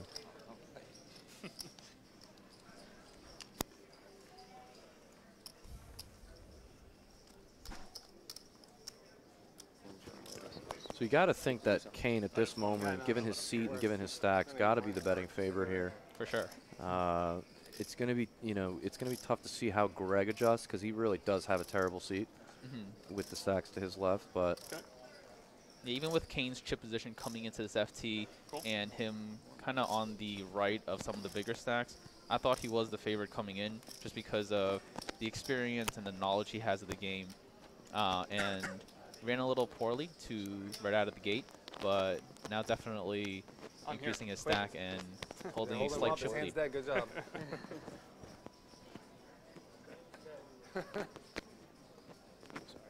Good? All right, we'll let this one go. It's about 180 big blinds or so in play right now. So stacks are still, fairly deep. There's still a lot of play left, and for me personally, I love to see a lot of post-flop poker, and hopefully we get to see a lot of that with some of these deeper stack depths. exactly. Hey, Joanna, I just saw your tweet on Twitter. I think we were talking about, when we said 9-handed, I think we were referring to this tournament, the main event, not the post-lim that you and I played yesterday, the 300. So, but thanks for watching, and definitely any other questions, please let us know. You can reach us at Vinpahuja, VINPAHUJA. Give us a shout out. Tell us who you're rooting to win here.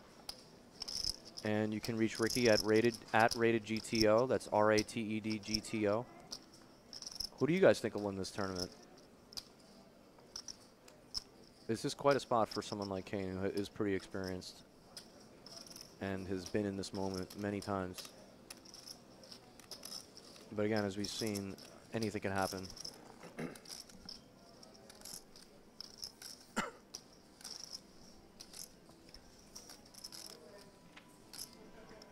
Guys, remember, if you want to reload money online on BorgataPoker.com, use the code RELOAD718A. That expires tomorrow. Get 100% up to $500 back. Shout out to our mods in chat right now who are helping out, especially Ghost of M here. If you guys have any questions, you can use the commands !payouts, !commentators, players, and you get all the info for today's final table, and you get some links to our social media as well.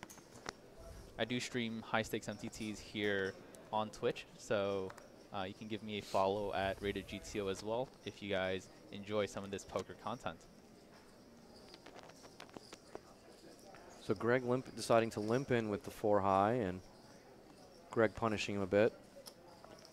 And pretty easy fold for David. Not much there to work with.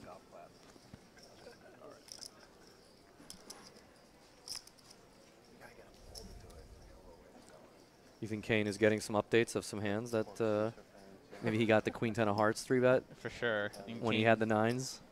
Kane is definitely one of those guys who is going to get as much info as he knows For to, sure. to maximize on these spots. 100%. I wouldn't expect anything else.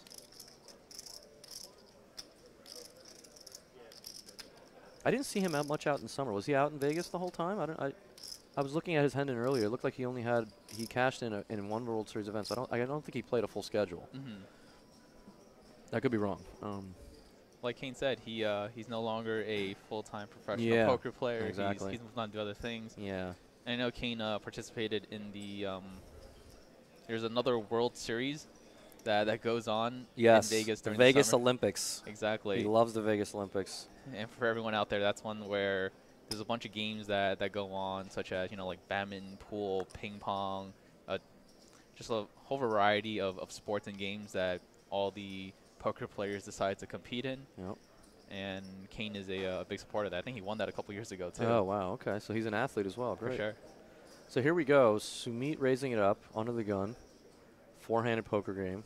All in. Very standard. And now David with 23.3 bigs. Now, is Sumeet going to call? That's the question. 2.1. Oh, well, it looks like Kane might have a decision as well. And the blue. And the blue. We haven't exactly seen his cards yet, but oh, wow. What a spot. This is going to be pretty interesting. I would imagine that Kane is going to shove and let Sumeet fold. Of course. 170. Maybe. Probably. Yeah, from these positions, Everyone, I got 4 different people. pretty easy get it in here for Kane. He could play some traps here with the ace-king, but with only 52 big blinds effective with Sumeet here, and David already shoving for 23 bigs. Yeah, like a shove. Pretty easy to just get in here. You're never Right. calling and then folding anyways. Yeah. So you kind of just want to put all the hands that you want to continue with into a jam range. Yeah, and I think the thing is Kane has to think about what David does this with, and obviously, as you said before, David being the most inexperienced player, while he did decide to just call, and Sumeet insta-folded the ace-queen without even question. So Jack's in a pretty good spot here. We know an ace is already folded, so not really a classic coin flip, and he's a bigger favorite now. Deuce. And huge double for David. Again, David's the gentleman with 23,000 in live career earnings. So this is quite a moment for him in his poker pursuit. And we know his wife is here. He's got 2 kids. He said he's been playing poker for 15 years. We had each other's outs.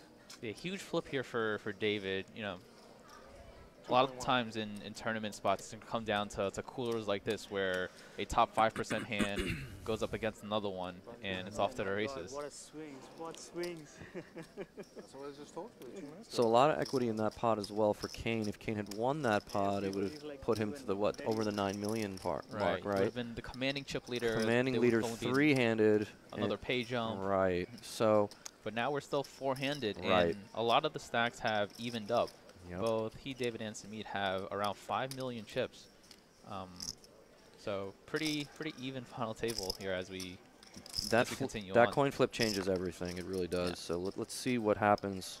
It can change right back, but Yeah, all 4 players are actually pretty even right now, so right. going to be interesting to see what proceeds from here. And we saw them earlier kind of mention some deal-making stuff, and now David, maybe let's see if he approaches Kane again. But again, I think at this point, we're gonna see how this develops.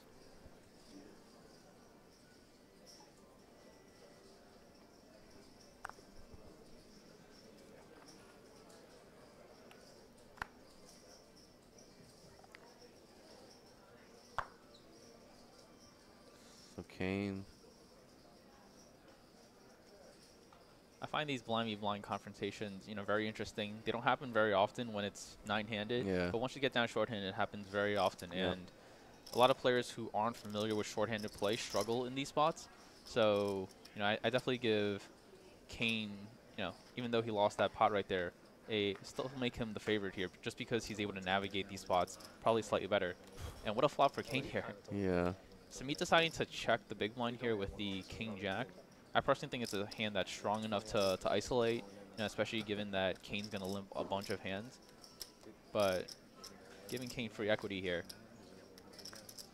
Wow. Interesting card here on the turn.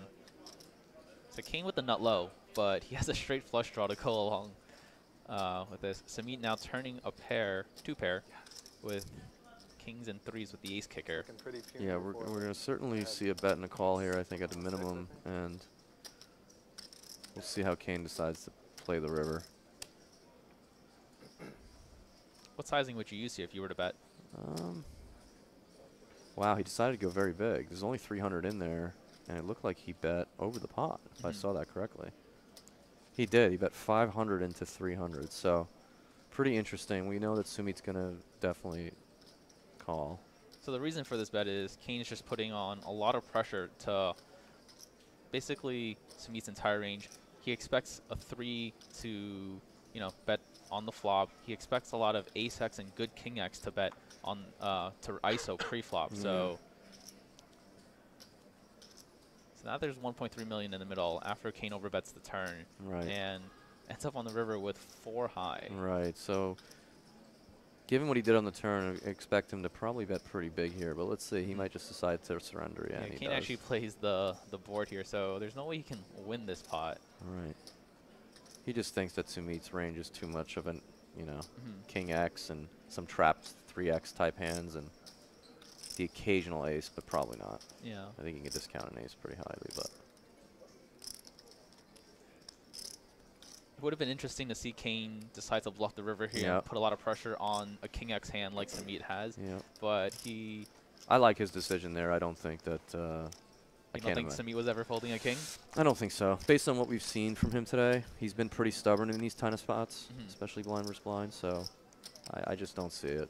Because like you said, you'd expect Kane to raise most of his good aces pre, so it's not like Sumeet's going to give him any kind of ace, really. Kane does, you know, I expect him to have a very balanced pre-flop limping Yeah, range he here. limped early with ace 3 off, but I don't know if Sumeet's necessarily going to just give him credit for an ace there. I think he would have called if... And honestly, Sumeet might not have a better hand there by the river than a king. Yeah. So he might be forced to call a bunch of them. Exactly. Someone was playing with this, and just some random person came up with an idea of a one it twice tournament. You get one like chip, and you can only use it once in a tournament. Just so you guys know, the Borgata Poker Open is coming up in September, the 4th to the 21st. The main event is the WPT 3500 from September 16th to the 21st. The schedule is going to be up the next few days or weeks, so stay tuned to BorgataPoker.com for that. And you can already book your hotel rooms for as low as $95 per night for that upcoming series. When you call customer care, just use the code POK2018. That's POK2018 for the best Borgata Poker Open room rates. And a lot of big events happening here at Borgata, you know, prior to the next series Absolutely. as well.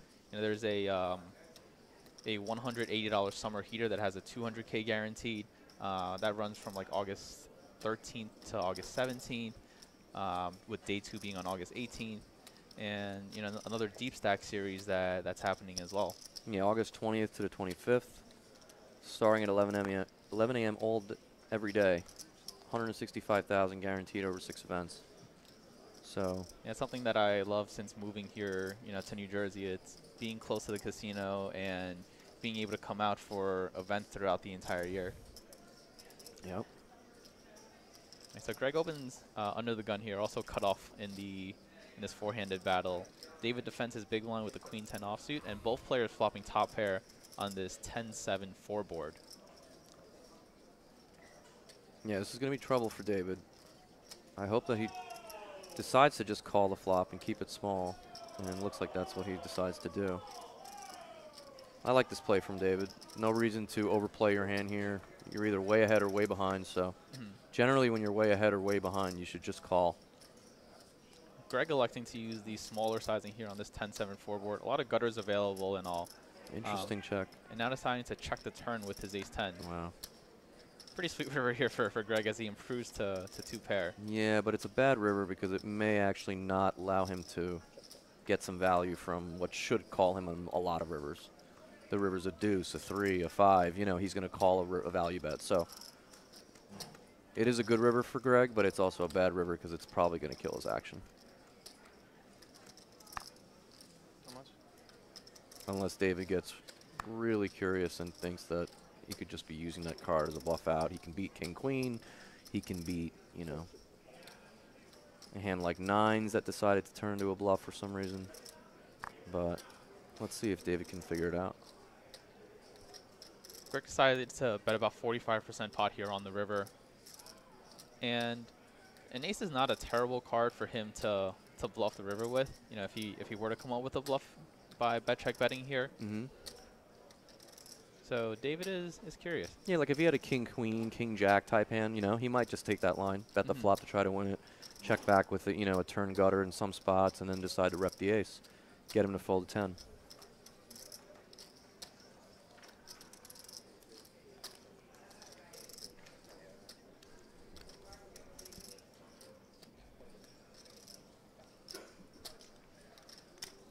In an hour.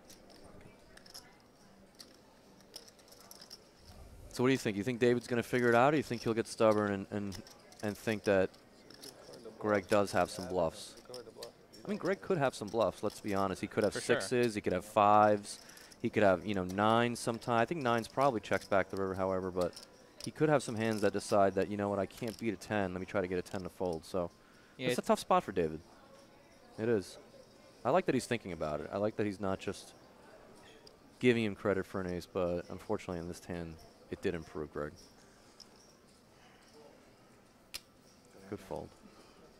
It's tough. That's a tough spot. I could definitely see some situations where I call there versus Greg when I know that he's capable of bluffing for sure.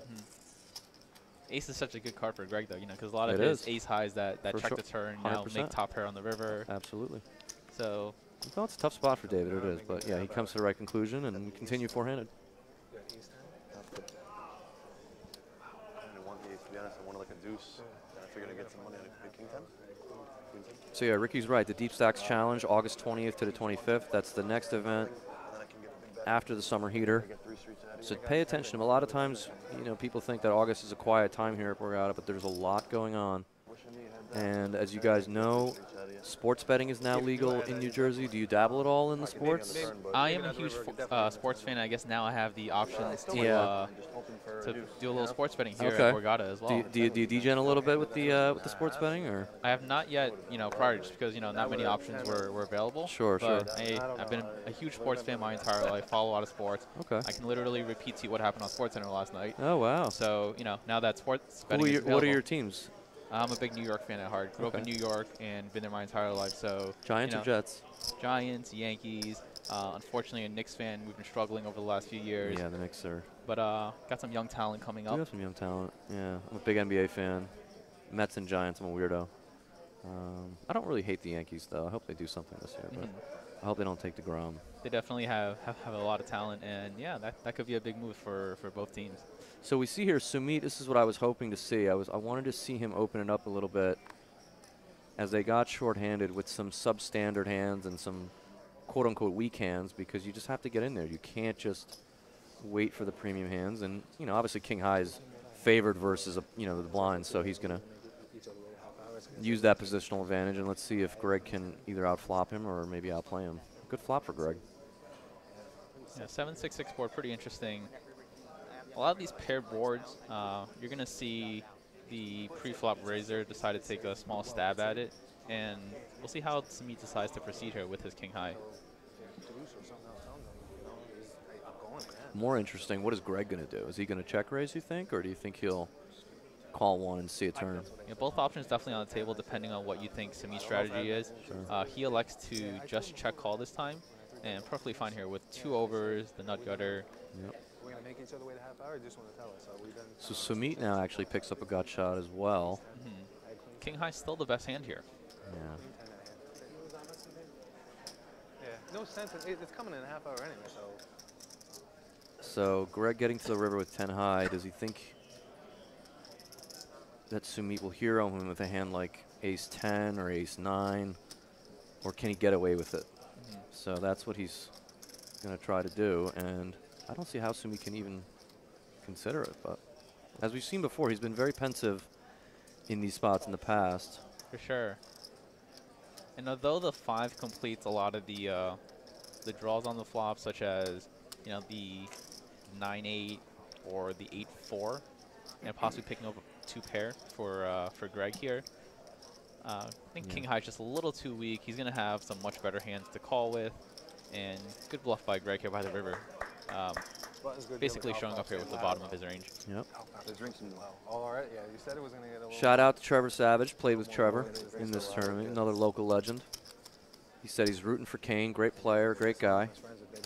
And he played with Greg for a bit. And actually, I played with Greg and Kane, excuse me, with Trevor for a bit. And Greg actually busted me from this tournament. I said that earlier. He actually got all my chips. So I decided to help Greg's cause here in this tournament somehow. You usually like to see whoever you give your chips to. It's funny, end up right? winning the tournament. Yeah, if the guy's a good guy, you definitely like to see that. If one of them, maybe you, maybe you spite them just a little bit and hope that maybe they don't get so far. But no, these guys have been a lot of fun to watch and talk to. Shout out to all of our viewers as well. Jay in Jersey asks, is this live or a replay? So the stream is on a 30-minute delay. But we are actually watching it in real time and giving real-time commentary with you. So we don't know, you know, anything that happened before you guys do. Yeah, no spoilers. I haven't even checked the blog or anything. So this is all real for us. First time we're seeing it along with you. Hello, Dennis Duran. Thanks for the kind words. So Sumeet opening under the gun again, standard 2.5x. With the ace-jack, huge hand in a four-handed poker game, and Kane just defending the big blind with ace-4 clubs. What? Thanks. So again, another spot where I think Kane's going to continue, but it's just a matter of whether he takes a more aggressive line with the wheel draw and backdoor nut flush draw and ace-high, or if he's just going to call. I mean, ace-4 is the best hand a lot here, so I could see him just calling, right? What do you think? Do you think it's good enough to just call? I think so. For sure. Yeah. I would assume he just calls here, but a lot of these spots that are close between 2 different options, it really comes down to what you think your opponents are doing. If Sumeet's going to c-bet a hand like ace-jack and fold a lot of the time, then it might be good to put in a check raise. You know, you're able to get a better hand than yours to fold immediately, and even if you do get called, then you have a lot of equity against it. Kane decides to just check call this time. 6 of hearts on the turn. So we've seen Sumeet take a lot of the stab flop line and then check turn. We haven't seen him double barrel that much, to be honest. Yeah, this is not a great turn for Sumeet. Kane's No, going it's to pick up not. a lot of equity you know, with the hands he continues with. And a lot of his gutters have either gotten there with a pair or the straight. You never expect a queen to fold to another bet anyways. Right. So this is interesting. He is deciding to double barrel. He hasn't really done this up to this point. Right. Wow, and it does work. I mean, it didn't have to work. He had the best hand anyway, but he did decide to take the more aggressive line rather than passive, was what he's been doing on a lot of turns before. Yeah, ace-jack, one of those middling hands that, like, when you do bet, you're not really bluffing, but you're not really betting for value because not much worse is going to call you. Yeah, that turn decision was interesting with that 6. You're right. I may have decided to just, because ace-jack, you certainly have a lot of showdown value still too. So I may have just checked back that turn, but Sumeet deciding to just continue to tell the story, and Kane was a believer. So.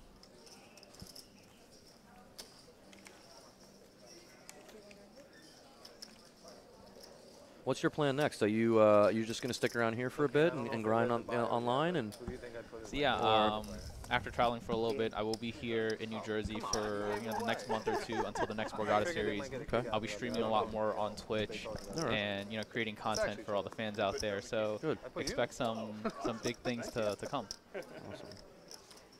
I know there are a lot of big live events, there in our are. area in August as well. There are a lot of big live events, and I was considering some of them, and I said, you know what, after the long summer, I'm gonna probably take it easy and just stay local. So. And if I ever want to play live, I can just come down here to Borgata. Yeah, there's enough stuff going on locally, and also enough stuff online here in Jersey where I don't feel pressed to have to.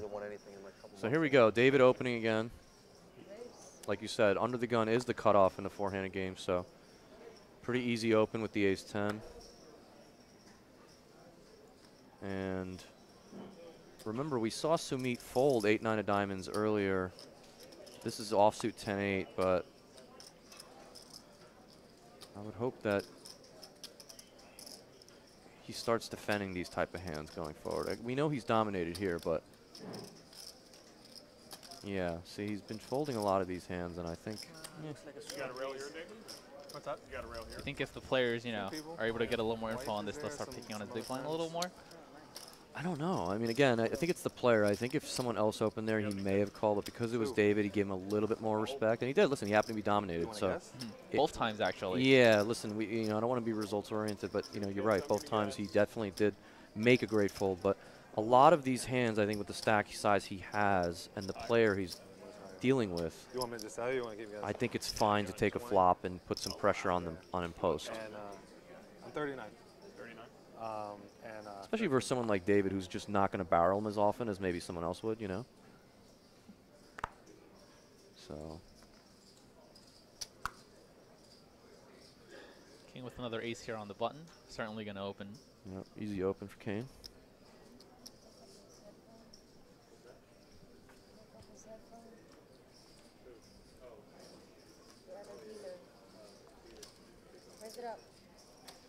Sumeet here, not letting go of his small blind that quickly with this 10-6 suited. Wow, interesting. Oh, okay. For some reason, I thought he called. So David, I definitely expect will defend, and we'll see a flop. Queen 9 suited definitely strong enough. Yep. Any suited queen, in matter of fact. He has 45 big blinds. He covers Kane. So even though Kane is the dangerous player, when you cover the player in question, you definitely want to play a few pots with them because you can put a lot of pressure on them. And like we said, we talked about ICM. Kane can go bust in this hand. David cannot. So that's really important when you're playing tournament poker, especially four-handed. And we have to know that the BB ante is still in effect. They're four-handed now, but they're putting in a full big blind ante. Yeah. So their price to call in the big blind is still pretty good. Very good. In fact, some places will start like reducing the size of the ante, but no, you're playing a full-size big blind ante. So the pot is actually quite big and worth playing for and worth fighting for. So it actually encourages more defending and encourages more, three-betting and re-stealing and things like that, which I think is good. It's good for the game. We shouldn't necessarily encourage more nitty play, especially in tournaments. We should encourage, some action. So yeah, easy, nothing there to work with for David. So No, you just got married, you said, right? No. Kane wins an easy one. In a relationship. Oh, okay, all right. I got part of that right. I remember you talking yesterday. Yeah.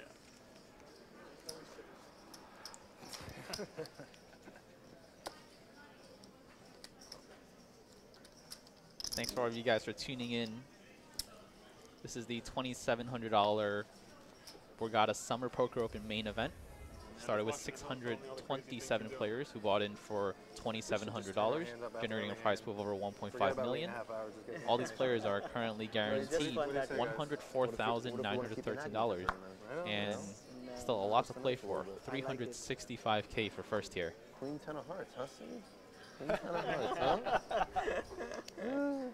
Very interesting. I need to make my impression, man. Yeah, man. I had a good hand. I folded like a softie.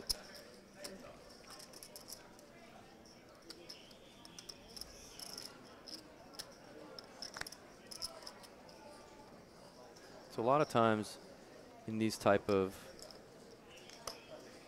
battles, when the stacks are really close, you tend to see quite a bit of careful play. You tend to see a lot of guys trying to, some guys will try to wait each other out, and some guys will sort of feel that guys are playing a little bit too tight and start taking advantage of it. So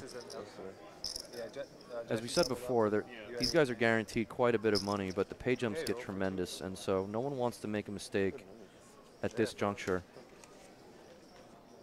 So you tend to see some careful play, and then, obviously if there's a big cooler dealt or something, it's different, but until there's a clear short stack or someone that's like kind of on fumes or something, I think you're going to see some pretty careful, calculated play.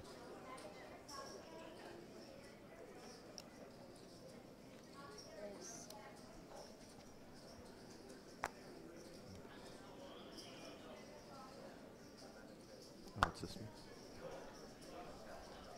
I have to kick it over for you so you can see it.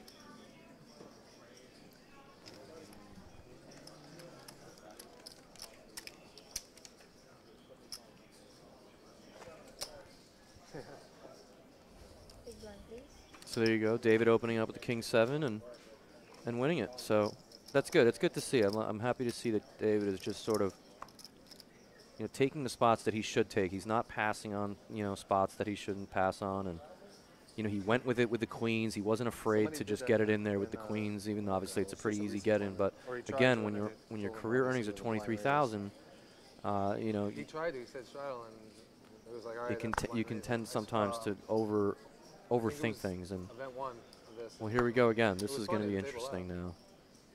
Kane up to this point has been playing a very passive line in the small blind with all of his ace rags, and Sumeet, like we saw earlier with the pocket 4, is raising pretty much any pair, anything playable, reasonable, he's been raising with. So, and I like that. I think he should continue doing that versus Kane. For sure. So we know he's going to raise it here. He has a good hand here. Definitely strong enough to go for value here. Yep. Decides to 4 exit to 400K. And this is going to put Kane in, you know, tough spot with an ace-5, but... Yeah, I think he's going to call. What do you think? No? Okay. You might have seen that Sumeet hasn't been ISOing, you know, that wide. True. And is only going to have very good hands. And if you put ace-5 against, you know, only top 10-15% of hands that Sumeet's going to ISO, it's not doing that great. Sure.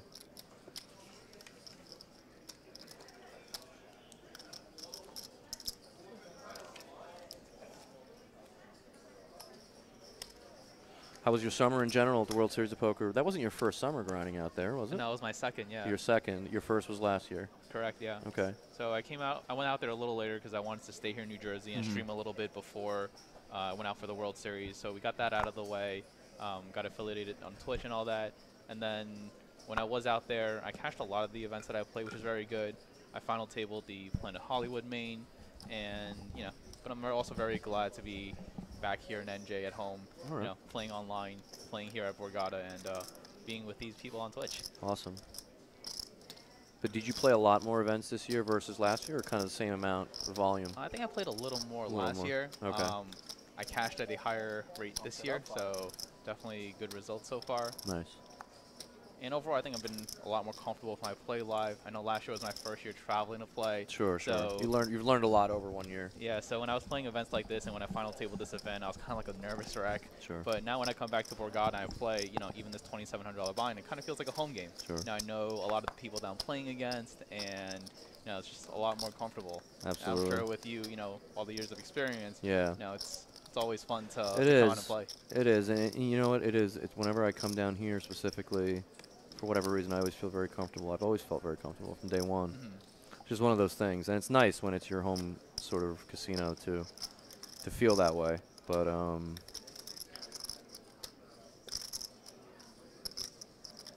So in this pot, Kane opened the button with the Jack-8 offsuit, David defending the big blind with the A6, and Kane flopping top pair on the Jack-10 deuce board. right, and he checked it back. Yeah, he likes to check a very strong top pair hand here.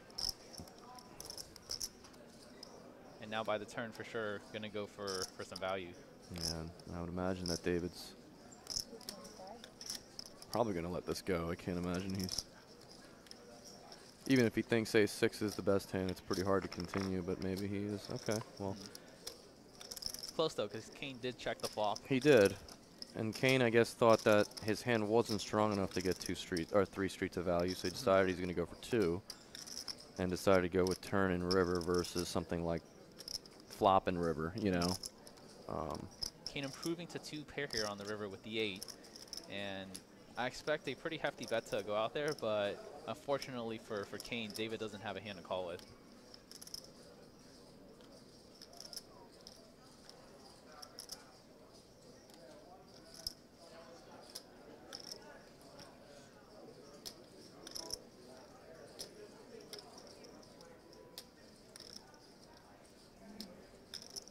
Yeah, I think Kane is just really hoping that David has something like a 10, and we'll just get stubborn. Maybe something like an ace-4, where he may actually hero the river with. But I can't imagine that Kane thinks that David has some kind of jack. You expect most jacks to bet the turn once Kane checks back. So he never really has a jack. So it's like, how much would a 10 pay you off here? So, $1 million in there. Let's see what Kane goes with. Let's see if he thinks. It looks like he's going pretty big. Yeah, I think he's just hoping that. Kane's going to go for a pot-sized bet here. Yeah. Yeah, he's really trying to target a 10, and ace obviously is just going to snap fold. So I like that sizing, right? Because if an ace is just going to snap fold and a 10 is going to think about calling, then you should lean towards betting pretty big, you know? Yeah, by the river, you're pretty polar towards having your Jack X hands that check back the flop with hands that improve to 2 pair or better by the turn. Because, he himself is, no longer betting his kind of weaker turn stabs. So the sizing's definitely fine. I think you can definitely use multiple sizings on the river there because you still want to bet a lot of your 10x for value. So I understand why David called the turn with ace high, but I think one of the things he needed to consider a little bit was even if Kane has a hand like queen 9 or king queen, whatever hands Kane was bluffing on the turn with, yeah, it's very unlikely that he was going to give up on the river. That's right. So you're going to be faced with a tough decision on the river anyway. So that's one reason why I would have liked to have seen him just get. But I understand why he did call on the turn. For sure. And Kane used a very small sizing on the turn as well. So definitely had the price to continue with his ace high hands. Yep.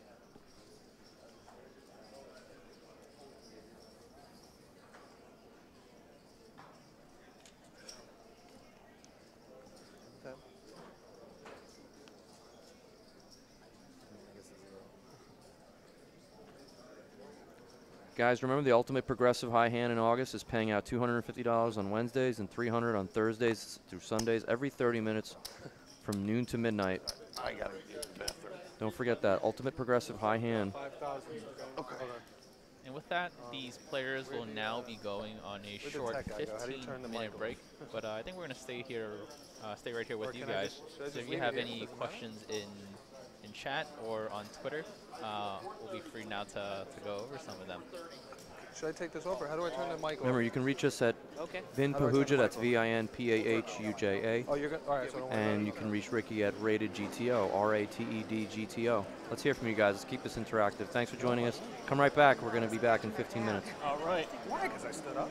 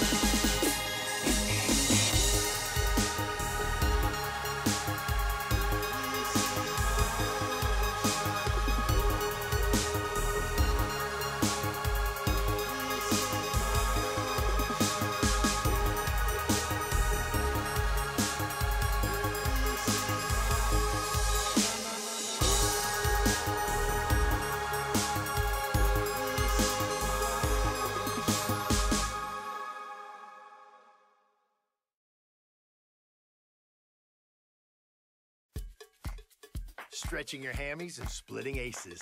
Now that's a win. Toasting the perfect marshmallow and turning up 5 cherries. Now that's a win. Waiting for a nibble and setting a trap with pocket kings. Now that's a win. Do what you love and get the thrill of Borgata anytime and anywhere in New Jersey. Play online, poker, slots, blackjack, real money. TheBorgata.com. Now that's a win. Get $20 to play when you sign up now.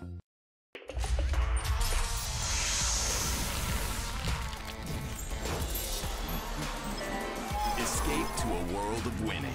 The Borgata online casino app. Download today and start winning.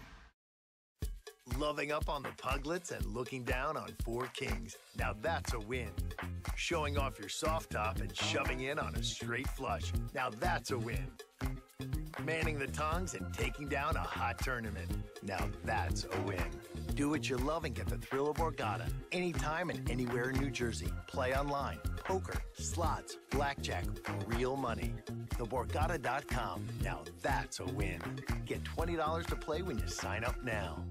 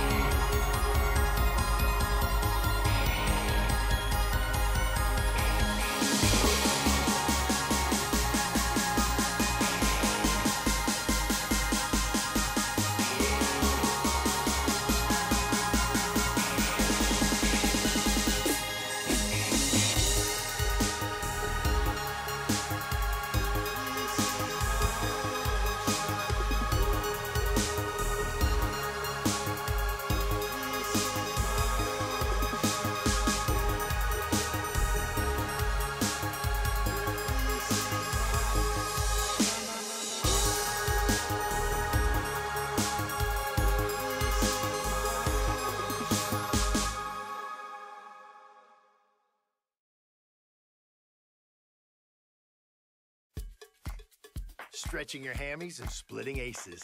Now that's a win. Toasting the perfect marshmallow and turning up 5 cherries. Now that's a win. Waiting for a nibble and setting a trap with pocket kings. Now that's a win. Do what you love and get the thrill of Borgata anytime and anywhere in New Jersey. Play online, poker, slots, blackjack, real money. TheBorgata.com. Now that's a win. Get $20 to play when you sign up now.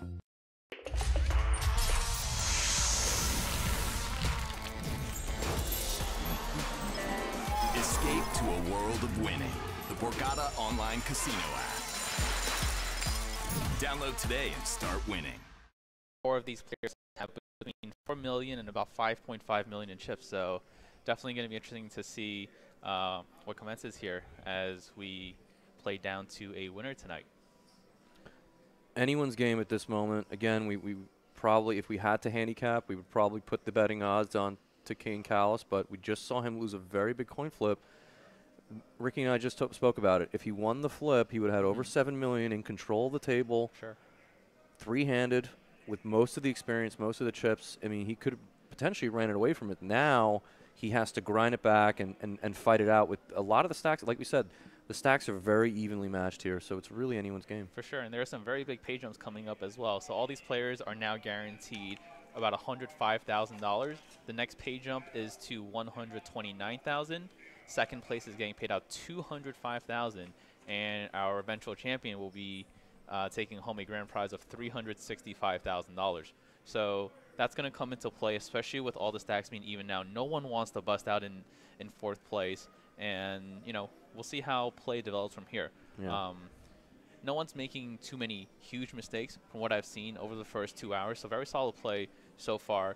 Might have seen, you know, players take different lines than we personally would here and there, but nothing, you know, totally outrageous that, you know, we might have seen in some weaker lineups. For sure. You know, I think that was the one thing coming into this final table. The last few years especially, especially with the structures here at Borgata, because the first day is 60 minutes and then it goes to 75 minutes. For sure. And now in this tournament, we played with a big blind ante and with shufflers. So the amount of hands that you're seeing compared to a regular tournament with 60-minute levels, for example, regular ante, no shuffler, it's not even close. Yeah. So typically speaking, in these Borgata final tables, we tend to see a lot of real heavy hitters, some real guys that have won lots of money over their careers. And in this final table, we actually saw a couple of guys who were really, for the most part, rank amateurs. I mean, it's a rare thing to see at the Borgata nowadays. Yeah, but that's the beauty of poker, though. You know, anyone who enters this tournament has a chance to win it at the end. Yep. And, you know, it's nice to see a mix of very seasoned pros and also, you know, a few amateurs that are currently at this table. And everyone here guaranteed a 6-figure payout now. You know, some of them could be life-changing, career-changing. And for someone like Kane, if he were to add a prestigious Borgata main title to his resume, you know, that would really, you know, make that resume look that much better. Absolutely. I know this is a feather in his cap. He wants to add it for sure. Everyone wants to put a Borgata title on their resume. It's these things are tough to win. I mean, I've been fortunate enough to win 2 in my career, but I haven't won one in, I don't know, over 6 years now. So, and I play a lot of these series, so it's very difficult to take down one of these tournaments. Yeah, some of the, you know, lower buy-ins now have massive field. Yeah. And these bigger buy-ins feel like they're getting tougher and tougher every single year. They are tougher. It seems like they're getting tougher and tougher. But again, like we said, what's great about poker is that anyone can show up with their 2,700 and have a decent shot at a real career, at a real life-changing score. So.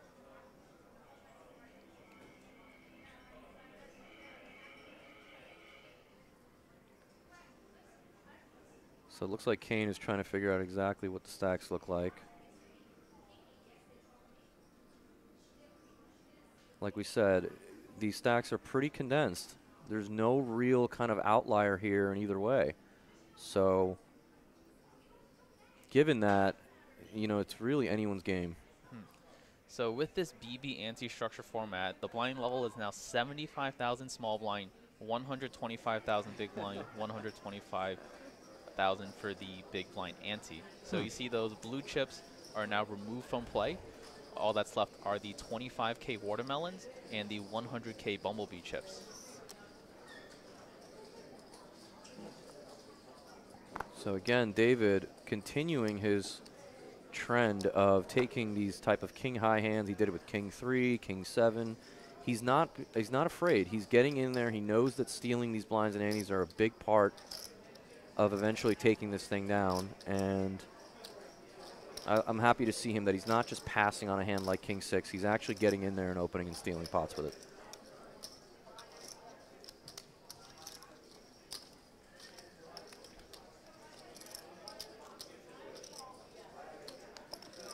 Again, all 4 of these guys are relatively local. Sumeet's a New Jerseyan. We know that David's from Jackson, New Jersey. Greg is from New York. And Kane is a local legend here. South Jersey, Philadelphia area. Now makes a home in Puerto Rico, playing high stakes. Online, I believe. But he likes to tell people he's not a poker player. He's a little more diversified. Probably has some crypto exposure. He definitely has some stocks exposure. So Kane's a guy who just likes to take risk. You know, I respect anyone who's a natural-born risk taker. Kane strikes me as one of those guys. You know, he's an all-around professional investor. Regardless of what he's going to do in life, it's going to involve taking risk. I think he just enjoys that, and you know, poker is just one way for him to take risk. You know, very calculated ones where he's had a lot of success so far. 100%. See, so you see David. Interestingly enough, you know, even with a hand like 8-7, is just not really interested in mixing it up with Kane out of position. So, and if Kane has gotten info that some of these players are not defending their big blind enough, then he's definitely going to take, you know, some more aggression pre-flop and steal a little bit more. 100%. Especially with, you know, that big blind ante being 1 full big blind right now. Even though we are down to 4 players, there's more incentive for him to open a little wider and try and steal some of this dead money that's in the middle pre-flop. Yep.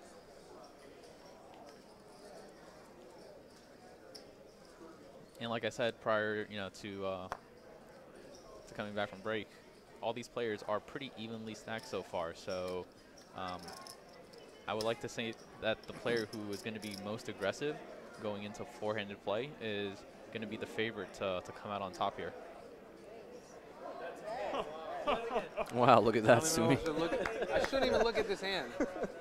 That's pretty funny. Sumeet happened to just put the chip out in such a manner that it landed on its thin side.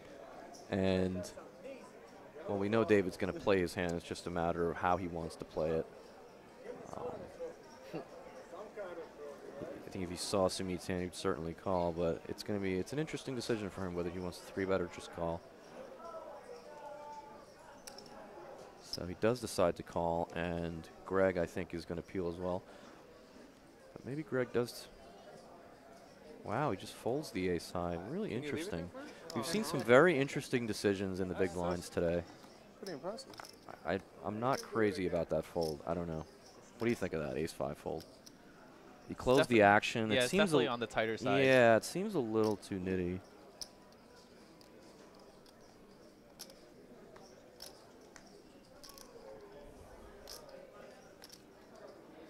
So Sumeet electing to check back here on the 5-3-3 flop with the king high.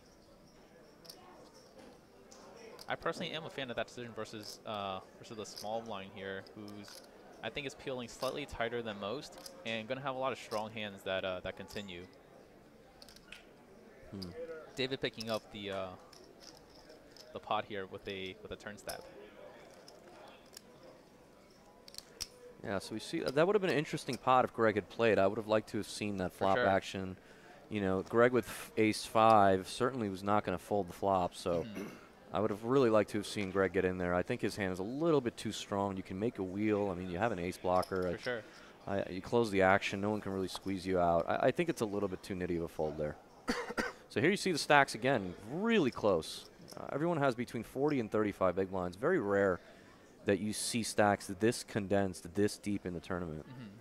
Usually there's someone that's a bit of an outlier, either on the short side or the long side. But so let's see who's going to actually separate themselves from the pack and maybe take the initiative here, shorthanded. And with 30 to 40 big blinds, you know, you can see a lot of post-flop plays still happen when players defend their big blind. But, you know, if two players were to pick up really strong hands, it wouldn't be a surprise to see a lot of money go in the middle off of this, you know, 30 to 35 stacked up as well. Yep.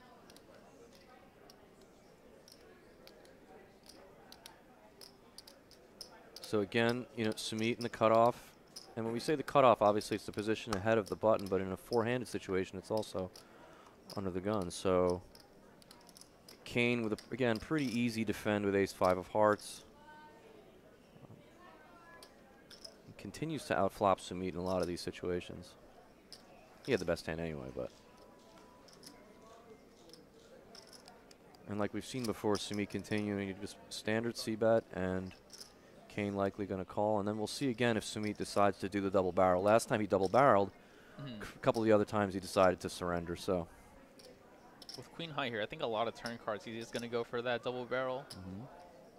Especially since, you know, prior we saw him do it with ace high. Yep. Kane, of course, not going anywhere here with middle pair, best kicker, and some backdoor opportunities. Yeah, you would expect with a hand with worse showdown value to continue to bluff more, but let's see if Sumeet subscribes to that theory. He's got to be a little bit worried about what Kane is calling with. Yeah.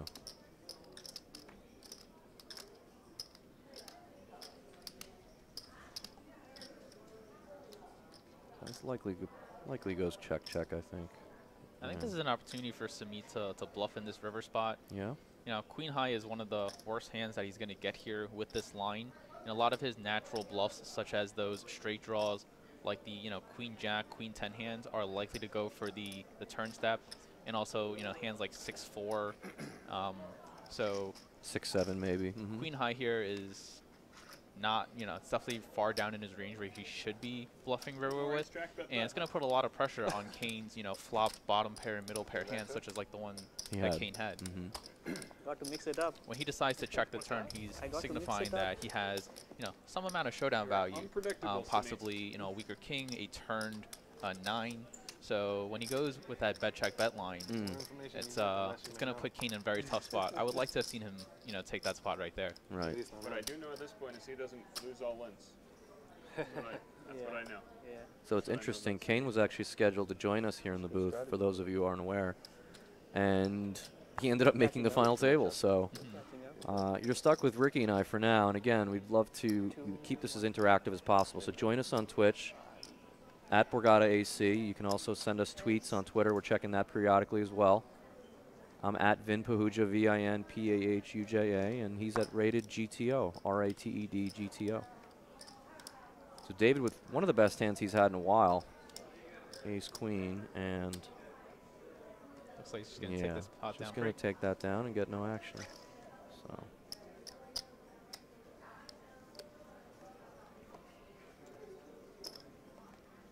David also going with a slightly bigger pre-flop sizing than we've seen from the other players. Went to 325K there, and it's at the 125K level right now. Right. So remember, guys, this is a 30-minute delay. Just for integrity reasons, we want to make sure that the game integrity is always top-notch here. So that's why we have a bit of a delay, but you're watching this action as we're watching it. But just to protect the players and the integrity of the game, we make sure that the stream is not exactly 100% live, but slight delay so that, the game is never going to be affected by any information or leaked info, etc.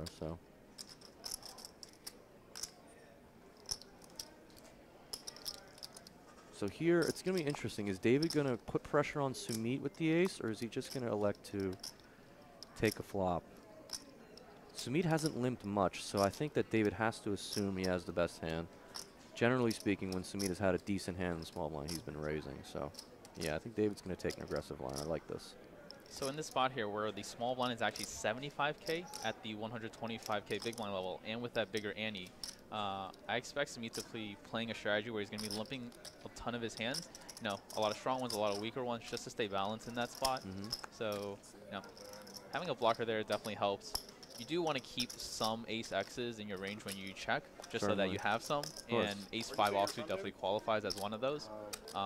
You would hate to get limp 3-bet off your hand. Sure. But if he's not expecting Sumeet to do that too much, then he can definitely go and attack pre-flop in this spot where... The way we've seen Sumeet play, I think that he's been just playing fairly straightforward. So if he had a good hand, he would have probably raised. So I think the likelihood of him limp re-raising is probably pretty slim, but I'm not going to say he's not going to put it past him that he can't do it, or he doesn't have that in his bag of tricks. But and with how with stacks as deep as they are right now, they might play four-handed for a little while, and you want to build a dynamic.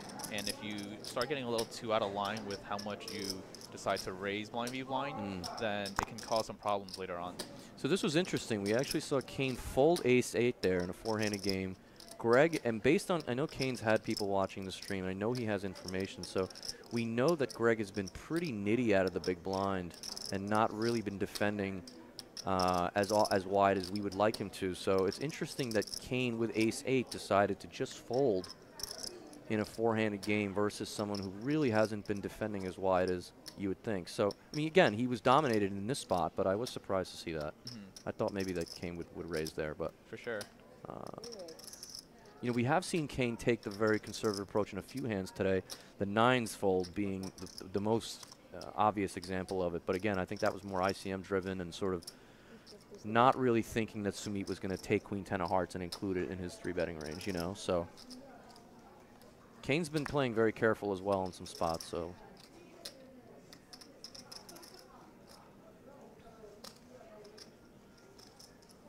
Oh, so David raised this pot.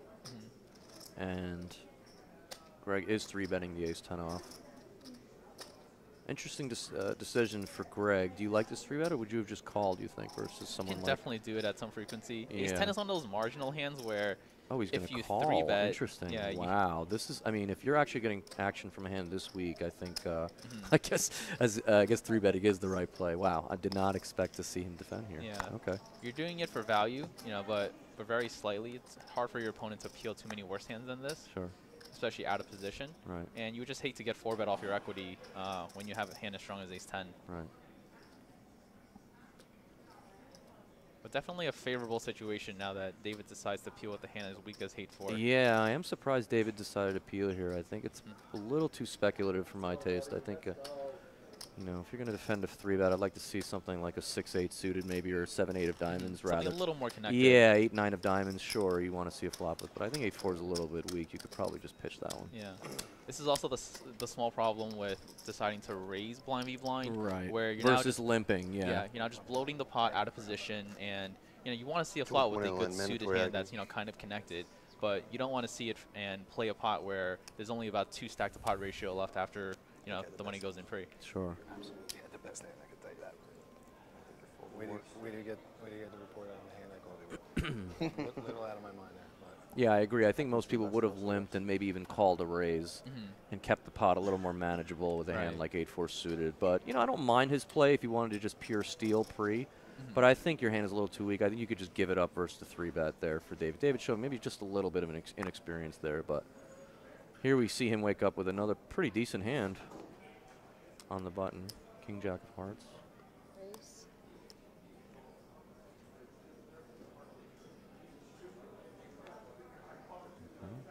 We expect Kane to defend his big blind here with the King 7. Yep. So the big blind is 125. So you see David going 325. And yeah. Kane dominated here with his 7 kicker. Oh my goodness. What a flop for David. Yeah. Unfortunately, Kane doesn't have much to work with. David flopping a combo draw here on this Queen 10-6-2 hard board. David flopping about as good as you can without having a king or a jack in his hand or making a pair. Should end this one pretty quickly. Yeah. button's good. So as we know, Kane, big Philadelphia Eagles fan.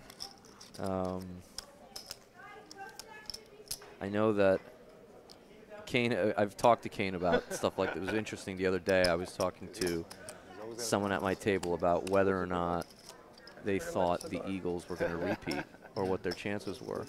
And then we started getting into the whole sports betting thing and how, you know, it's a great thing that we have sports betting in New Jersey. And, you know, the Borgata was the first casino to offer sports betting.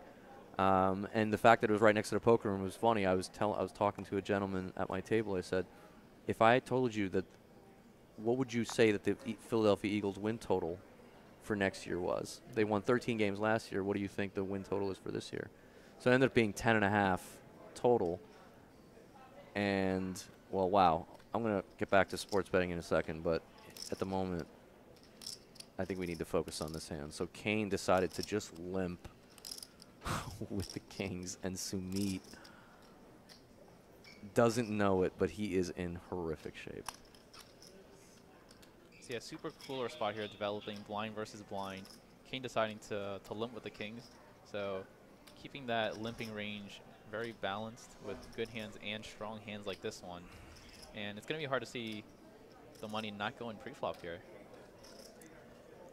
I expect Kane to limp 3-bet this hand and Sumeet to put all the money in. Yeah, this is just a sick cooler for Sumeet. Again, that's what we were talking about a little while ago. Four-handed stacks, roughly 40 bigs each. You can see a lot of going back and forth, careful, calculated play, but obviously in this scenario, there's not going to be much careful, calculated play. Both players are thrilled about the action so far, and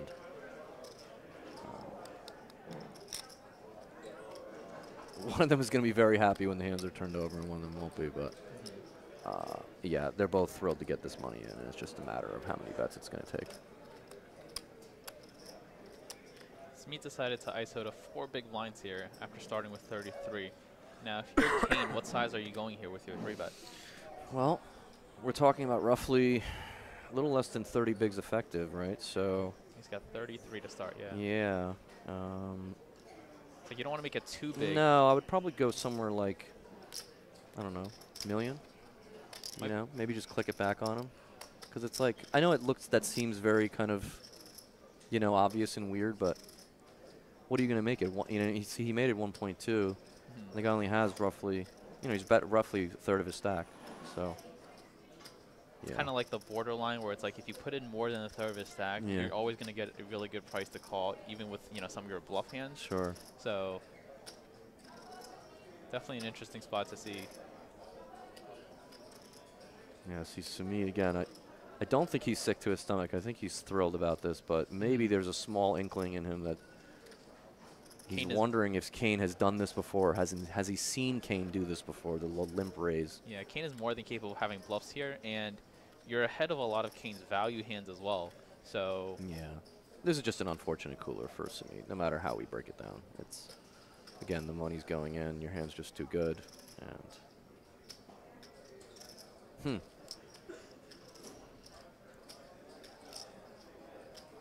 I'm not sure if this is a genuine sort of concern or if he's really just trying to sell. I think anytime you're about to put your tournament life potentially at risk, you're going to take a little longer to think about your decision. But he's ultimately going to... Is he... Okay. Yeah, he's just going to put it on. Okay. Yeah. Basically announcing he's all in at this point.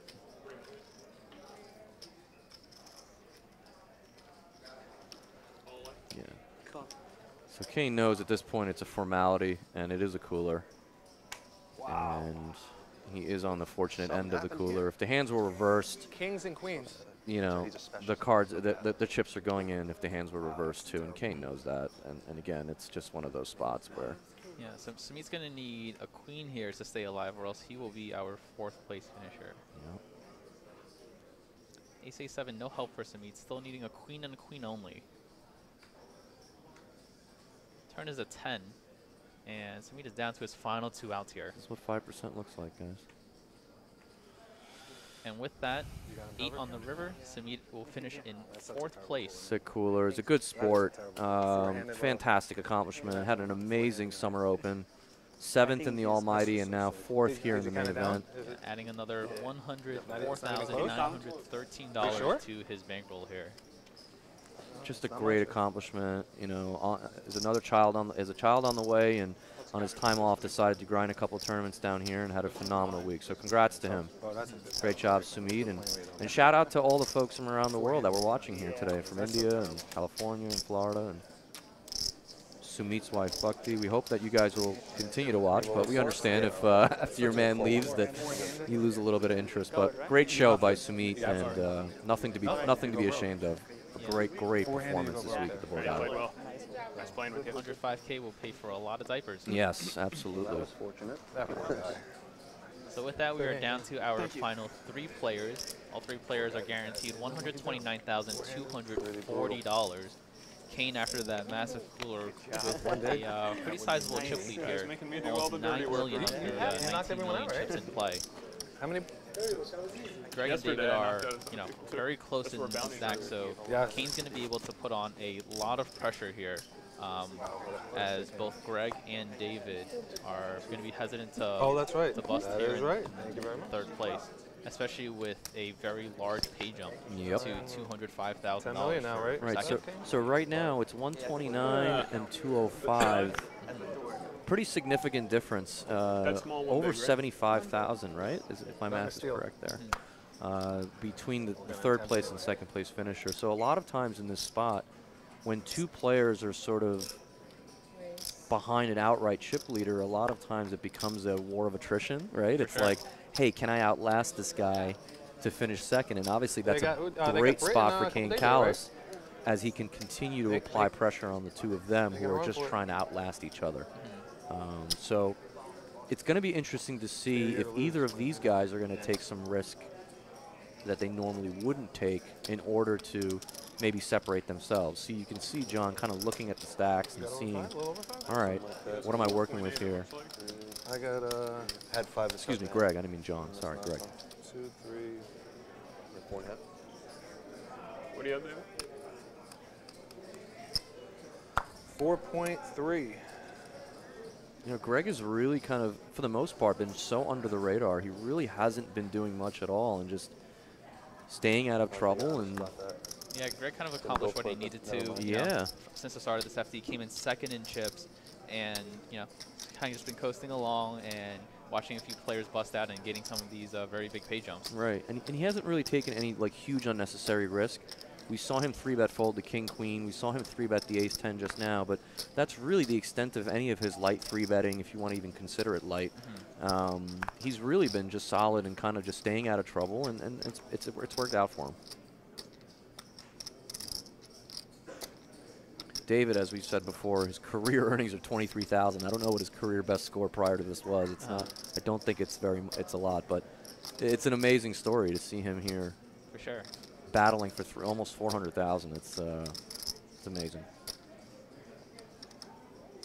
So we see here Greg just trying to win it here. He doesn't really have anything and just hopes that he can get David to fold a better hand. He does.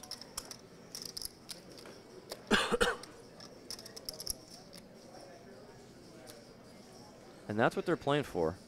They started introducing these Borgata Poker Open, mini Borgata, glass Borgata trophies within the last few years. And they're really cool. I know out west, the Win has a similar style of trophy where they have a little mini Win. For sure. And everyone loves that trophy too. So it's funny that, you know, the quirkiness and uniqueness of the trophy sometimes people, we as poker players, it's funny the different things that'll motivate us, right?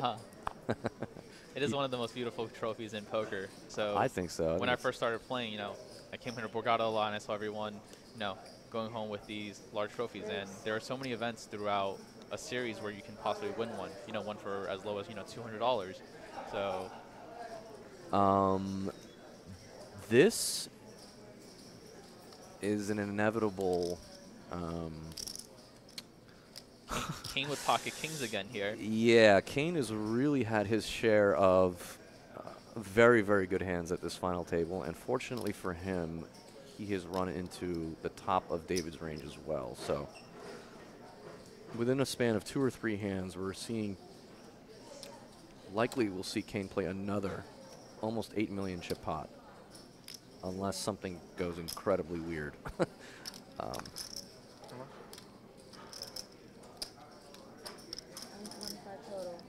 925 total. As good as Kane is, being able to run this well in these high equity spots, definitely very important for a poker player as well. Absolutely. I mean, it's so hard to get into these spots to begin with, and then to be able to cooler your opponents is a big part of it as well. And there it is. There's the all-in. There's the snap call. So Ace King King. Kings versus Ace King here. Greg is just like, oh my god. Hearts or an ace? And nothing I could do there. So good. That's pretty sick, Kane. Good luck, man. Takes a while, especially if it so doesn't. Kane really 2-1 favorite here. Ace one time. To just have an overwhelming, outrageous chip lead in this tournament. David's using his one time here. That's pretty sick. 2 coolers in a row. 8-6-3 flop. No help for David. Ace. Jack of hearts on the turn. Turns into a flush draw. What a call. There it is. Do I have too many? There's Kane saying, too always a sweat. Win or lose. Let's go, heart. Always a sweat. Wow. 10 on the river, no help from the Ace King. And Kane holds here Needed some kind of sweat. for a massive pot. Getting kings in a span of 5 minutes of each other and knocking out 2 players. I'll give you 50K more in a second. With that, David is going to be our third place finisher for $129,240. That's incredible. And you see Greg's face almost like, look how I'm heads up, and didn't really have much to do with it. He's kind of just let Kane do all the work, and here he is with a chance for $365,000 and a very prestigious trophy. All right. I mean, if you look at the past champions that we've had here at the Borgata Poker Open, it really is. It's an impressive list of people. For sure. You know, guys who have really had numerous international titles on their resume, and Kane's looking to add that. You know, he did finish second. His career best score of 500,000. I have to imagine that 365 has got to be either second or third biggest if he ends up taking it down. So good luck, man. Yeah, Kane's been looking forward to this spot again for a very long time, ever since getting heads up in the WPT Borgata. Yeah, thank you, man. Thank you. Where was the button last down on him? So button's right on you. King versus Ace, and 2 hands later, King versus Ace King. You got 4.8. That we are now I think exactly 5. Both players guaranteed exactly 5 on the nose. $205,264, and they're playing for a first prize of $365,062. Kane with a very commanding chip lead here after two consecutive coolers well, there. how many chips total are in play? Anything can happen heads up. Yeah, and as we said before, within the past year, Greg has actually gotten heads up in some major tournaments. Not in this buy-in and not for this much money, but he has played heads up and gotten heads up and shorthanded in some other big tournaments lately. So he definitely has that experience to work off of. Still, heads up doesn't change the big blind ante, right?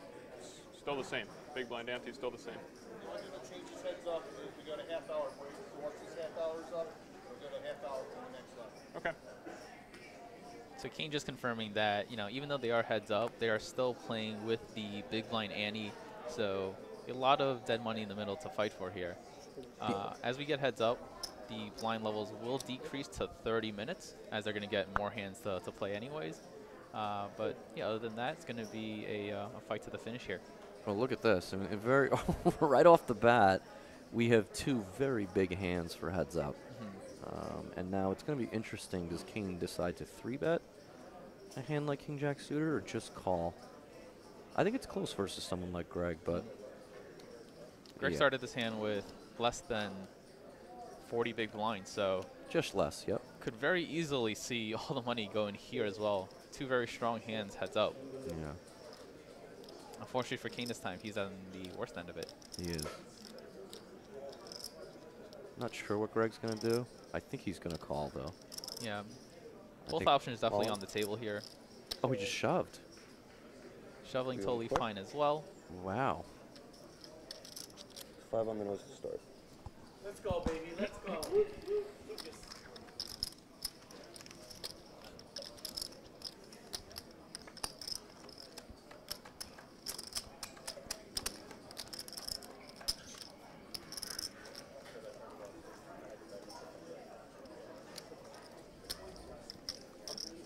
First hand, huh? That's something nice. I had something nice too. Impossible. How could two people have a heads up? King Jack of diamonds. That's a really nice looking hand. So interestingly enough, Greg deciding to just 4-bet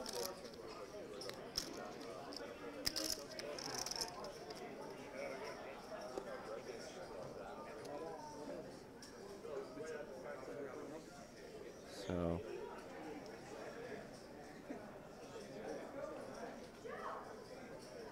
he did just 4-bet all in, and Kane thought the better of it. And I think at this point, obviously he regrets 3-betting. He would rather have seen a flop, but clearly thinking that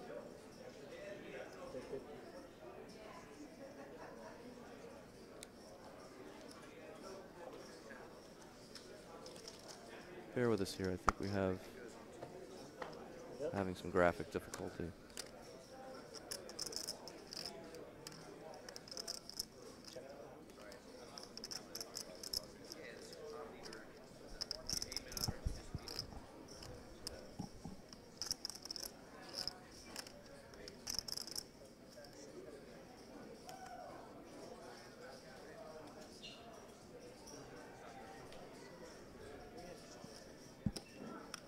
So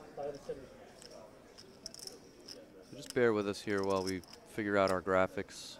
I think we may have lost it for that. That was temporary.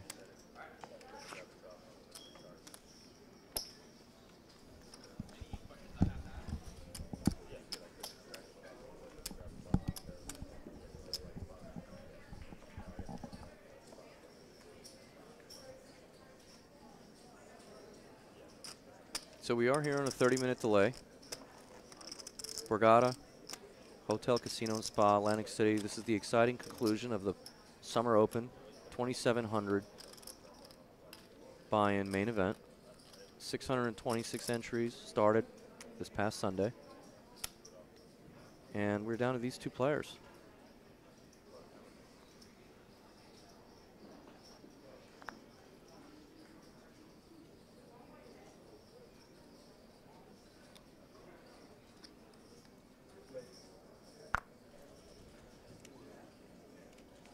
Greg, the New Yorker, is from Great Neck, New York, actually. We asked Greg what his greatest poker accomplishment was, and he said his back-to-back Parks 500 championships. So he was able to take down 2 different tournaments.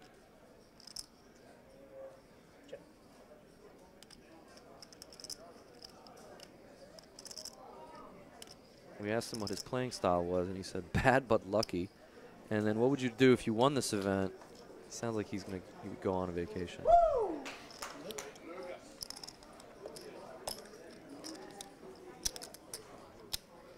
Greg's total combined career earnings prior to this event was $178,000. So he's more than topped his career earnings with just this second place finish.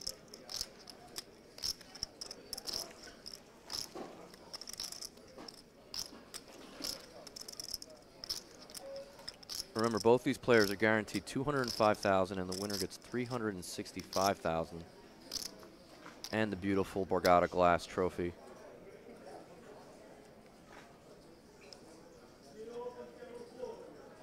Kane with a commanding chip lead, but again, one hand can make a huge difference.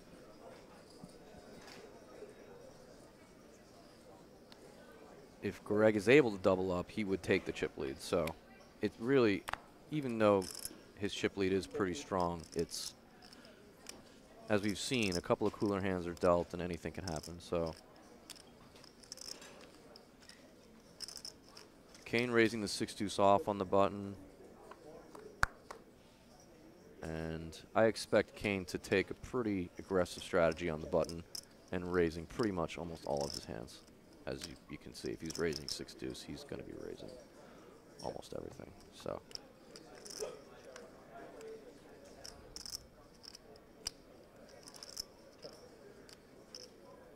and as we know in heads-up poker, it's a correct strategy to do that.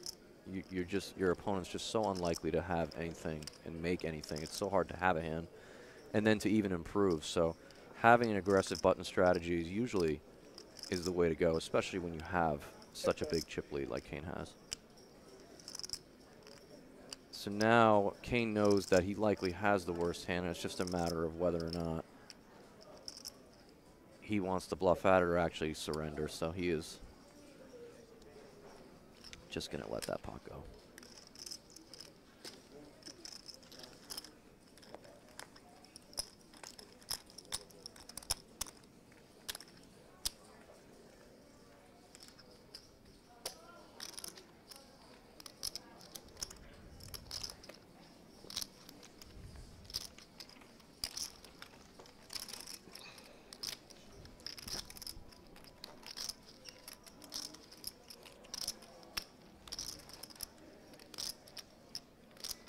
Remember, guys, you can always qualify for all of these events that you just like this one that you're watching on BorgataPoker.com.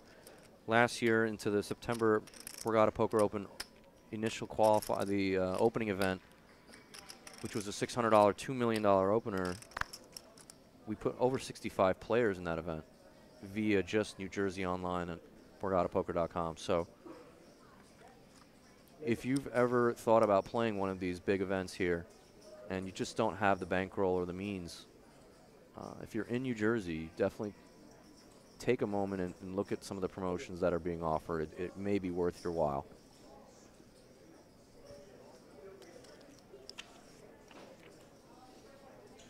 So we see Greg here opening 10-6 suited, pretty standard.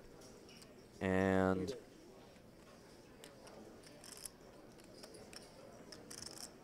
Kane 3-betting the ace-9 offsuit.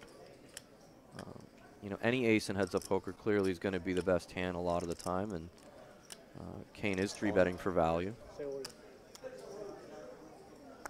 Wow, Greg just 4-bet shoved 10-6 suited. That was pretty aggressive play. So that's kind of twice now where Kane has taken a pretty good hand, King-Jack suited and now ace-9, and ended up having to fold because of some pretty aggressive play from Greg. The first one, he had the best hand. In that hand, he decided to just 4-bet shove almost 50 bigs with 10-6 suited. So that was a pretty aggressive play from, not sure if it was really necessary, but it did work out and got Kane to fold the best hand.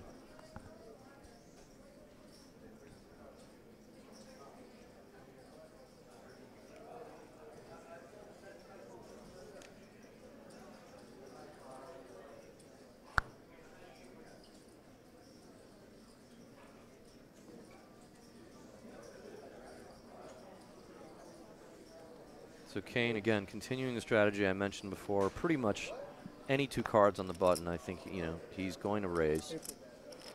And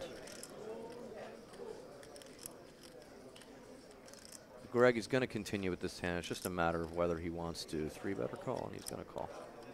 I think heads up with a hand like Queen Jack offsuit, 3-betting kind of puts you in some very tough situations. Sure. But definitely good enough to peel, and you actually keep some dominated queens and jacks in your opponent's range. For sure.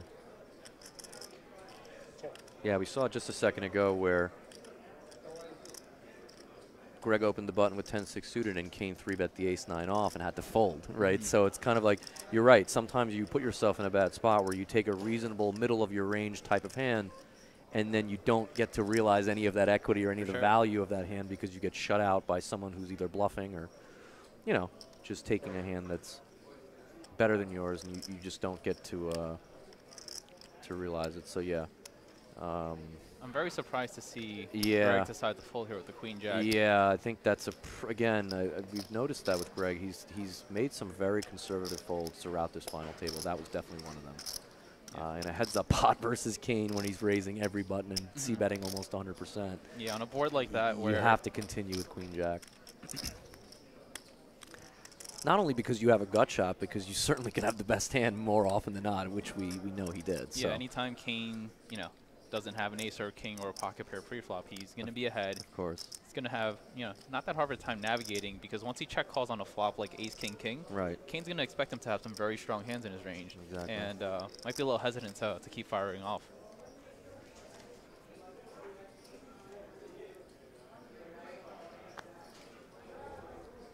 So yeah, Greg climbing back here.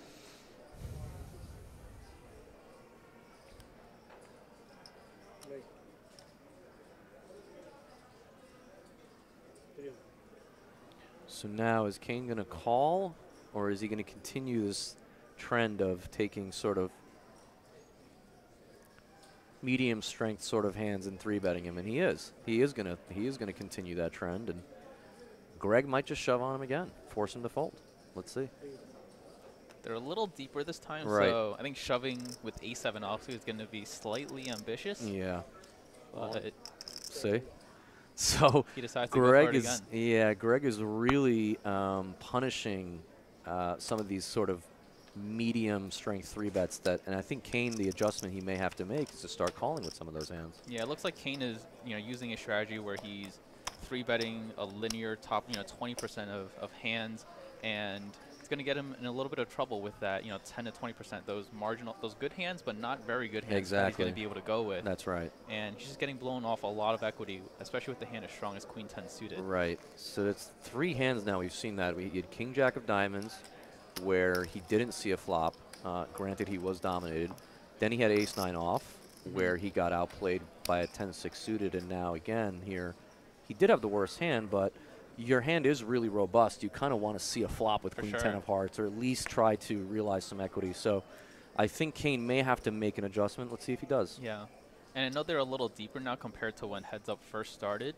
But if Greg's going to 3-bet jam for, you know, 50 to 60 big blinds with a hand like a7 offsuit, then it's going to be tough to use a linear 3-bet strategy again. Yep.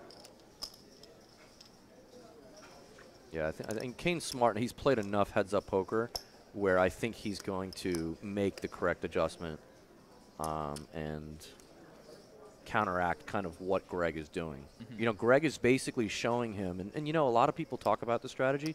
When you're playing heads-up poker with someone that's better than you, generally speaking, and it's no offense to Greg, I think he knows that Kane is a better heads-up player and a more experienced heads-up player, so it's not knocking anything on Greg, but generally speaking, when you're playing heads-up poker versus someone who's you think is probably a little bit better than you or better than you post-flop and whatever, you should increase your variance a little bit. You should sort of be willing to play bigger pots with them because otherwise they can outplay you. So I don't mind Greg's strategy here, but I think it's important that Kane sort of makes the right adjustment and maybe keep some of the pots a little bit more, a little smaller, more manageable, so he can grind them down a bit. Because Greg is showing the willingness that he's not afraid to play for it all with something that's not, you know, for sure, a great hand. Kane doesn't necessarily know that right now.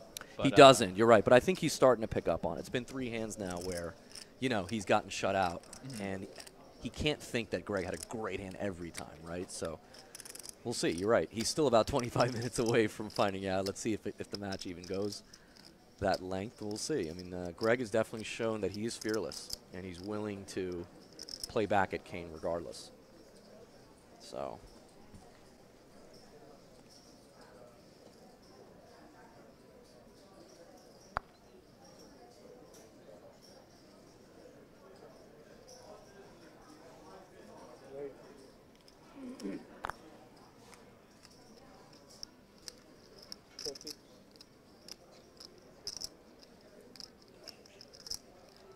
Kane also continuing to use this very large pre-flop sizing as well, which I'm very interested in, you know, in knowing why he decided to choose such a strategy.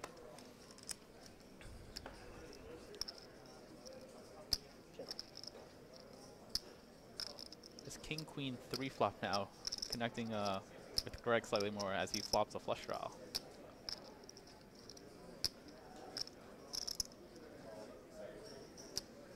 Yeah, I expect Kane to take at least a stab at this and just try to win it, but we both know Greg's not going anywhere.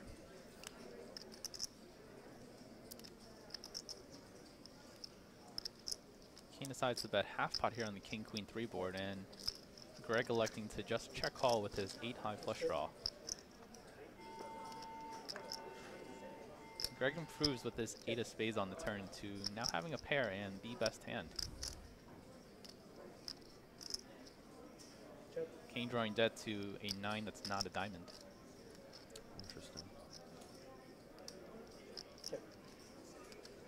So does Kane elect to rep the ace, or does he think that, yeah, he decides to just let him show down? So interesting to see Kane give up here by the river. 9-high has no showdown value whatsoever. Yeah. And, you know, that ace is a much more favorable card for Kane's range and would put a lot of pressure on, you know, any Queen X, 3X, and even some weaker King X that Greg might have. Yeah, I think maybe he thought that if he did actually have a king, that he was just never folding it. And it'd probably require a large bet to get a queen to fold.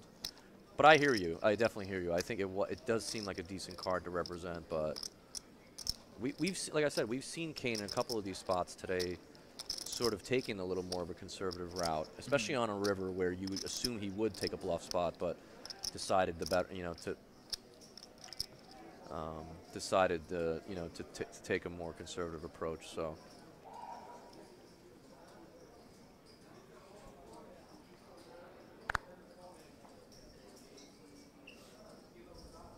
both players with a suited hand here. And I think any 2 cards that are suited heads up is going to be, yeah, a V-pip in some way. Yep. Yep, that's good enough to open. And so Kane is going to call. And we see Greg choosing to use a much smaller pre-flop opening size than Kane is here.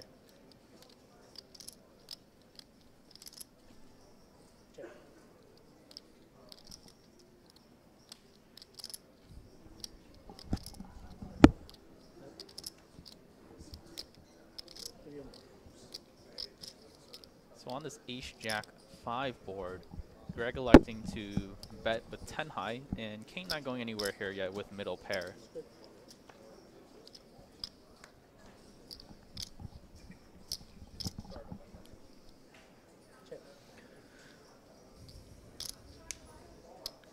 So Kane checking the jack as well.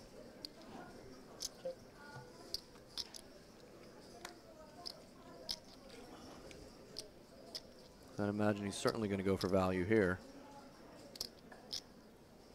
Even though Greg really doesn't. No, I guess not. Interesting. He's going to induce Greg maybe to. Nope, Greg just is content to show down.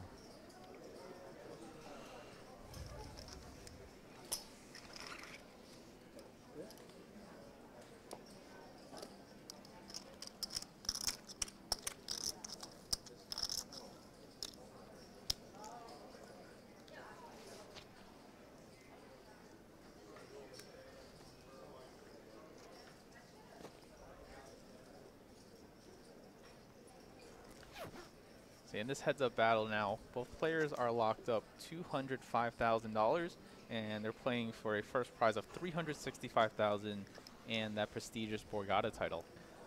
That is quite a score. You generally, it's funny, even for this buy-in level for 2,700, $365,000 for a 2,700 buy-in is quite a score. For sure. For either of these players. Now, obviously, we don't know how many entries they all fired. We don't know. Actually, I think regardless at this point, both players are very happy. Yes.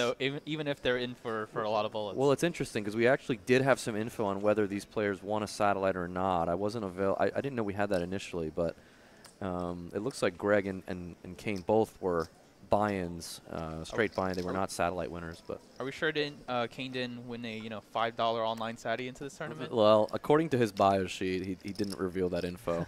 In fact, only one of our 6 players sounds like we're a satellite winner, from what I can tell. So, quite a return for everybody that made this final table. So here we go. We have top pair versus second pair, and no reason for Kane to believe that a 5 isn't good here. So of course he's betting for value. And now, does Greg take a more aggressive line, or is he just going to call with there's some draws out there? Maybe Greg might overplay his hand in a heads-up situation. There he goes. So he has decided to overplay it a little bit, and this is probably going to pique Kane's curiosity a little bit, right? Because it's not like he has air here. He actually has a pretty decent hand. For sure. So Greg definitely is able to raise top pair here for value, especially with a very good kicker. Yep. This might be the very best queen that Greg has in his pre-flop flatting range, as he is very likely to 3-bet ace queen and king queen pre-flop. So in terms of value hands, queen jack is definitely up there, and especially if he knows that Kane is going to be betting a lot of his better middle pairs and maybe some bottom pairs, it's a good way to get value immediately and also deny some equity off of some potential hands that can get there. Yeah, the tricky spot is what happens when Kane does decide to put another raise in. But the way that Greg's been playing, I don't think he was check raising top pair to ever fold. So he probably made up his mind then and there that I'm looking to get this in. So with all the immediate draws that are currently out there, Kane does decide to peel the turn, to peel the flop, and now on the turn is the 8 of clubs. So pretty safe card for Greg. Not really much to worry about with the 8 of clubs. So he can pretty comfortably value bet again, and Greg actually bets very quickly here on the turn. 4 million.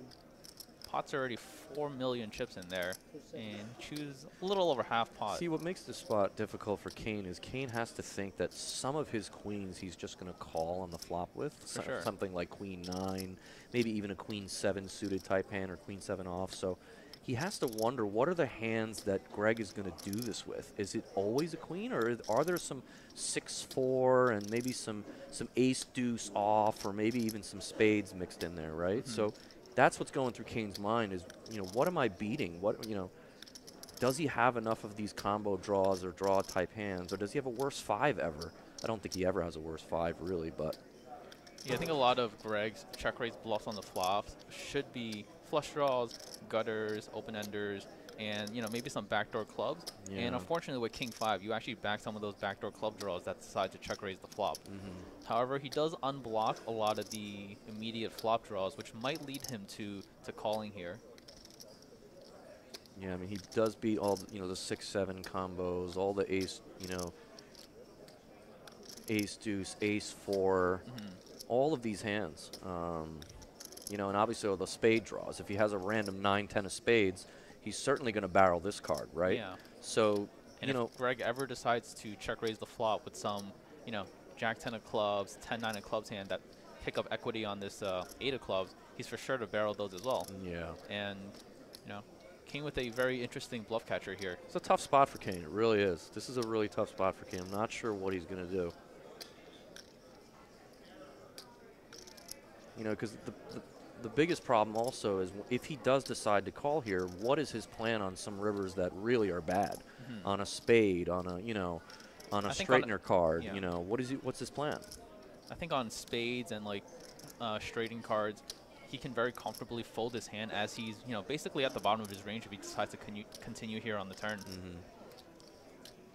You know, on a 6, on a 4, on a 7, you know, all these cards are kind of like connect with a lot of the hands that Greg would do this with. So this is the problem with Kane. It's not even just about this bet. It's about what Greg may bet on the river. For sure.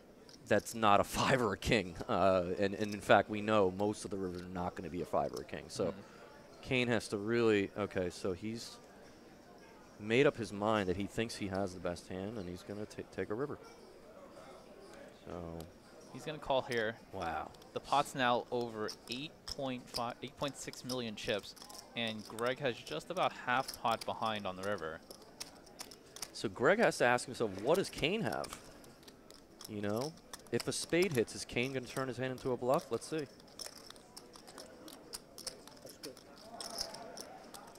Greg may be thinking that Kane has a huge draw. He doesn't know. All in. 8 on the river, and Greg immediately moves all in. Interesting. It is a pretty innocuous river.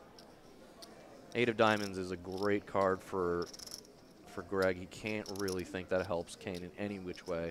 What a hand being played out here. Yeah.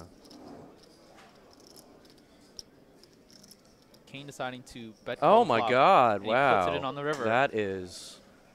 What a monster hand here for Greg. Oh my God! I'm. Damn. Wow. So Greg, really getting max value there with top pair, and maybe the first misstep we've seen Kane make at this final table. So. Nice. We're going to try to get an updated stat count for you guys shortly, but it looks like Greg has just a massive lead, right? What is it? Yep. They were almost even in chips going into that pot, so Kane is now left with, you know, under 10 big blinds here. My goodness. So Kane just decided that, you know, if his 5 was good on the turn, that it was good on the river, right? Because all those draws that we spoke about didn't come in. None of those cards really came in. The 8 for both of them is like a brick. For sure. You know, it was a brick for Greg, and it was a brick for Kane. So if Kane was good on the turn, he's good on the river. And same thing with Greg. If I'm good on the flop and the turn, I'm good on the river. The 8 doesn't really help. Yeah, the 8 of diamonds is definitely one of the most interesting cards in the deck in terms of, you know, where both players think they stand in the hand. Yeah. So from Kane's perspective here, he decided to call turn because a lot of those flop draws and even some turn draws were immediately available. And on this 8 of diamonds river, you don't expect Greg to ever be shoving queen 5, queen 3, or 5-3 for value anymore. So your 5 here is actually a very good bluff catcher, and you don't expect Greg to have many one-pair queen hands, you know, by the river that decide to go for value. So, you know, it's a nice line from Greg. It really was. Yeah, I mean, he really got the max out of it. So. I definitely understand Kane's thinking in this spot. Sure. In terms of the hand being played out from Greg's perspective, you know, check raising the flop with top pair and probably the best kicker you have here. Definitely very good. On the turn, you can still definitely get a lot more value. River, I actually think the shove is a little too thin. You do? Really? Just because on that run out, you want to have, you know, you want to protect your range just a little bit because a lot of the draws did miss, and a lot of your value combos are now no longer available for you to bet for value. Like I said, your 2 pairs are now counterfeited a lot, and you're not going to have very many 8s that get there by the river. Sure. So, you know, and because of all those draws that were available, King can actually now, you know, have a lot of bluffs left by the river that he needs to bluff. That he needs to bluff, and right. now your queen jack becomes a very, very good bluff catcher. Fair enough. Fair enough. I think that's actually a pretty valid point. So yeah, definitely 2 ways you could play that. I definitely understand his reasoning for shoving for value. Yeah. And in this particular hand, he definitely got the max from Kane. Right.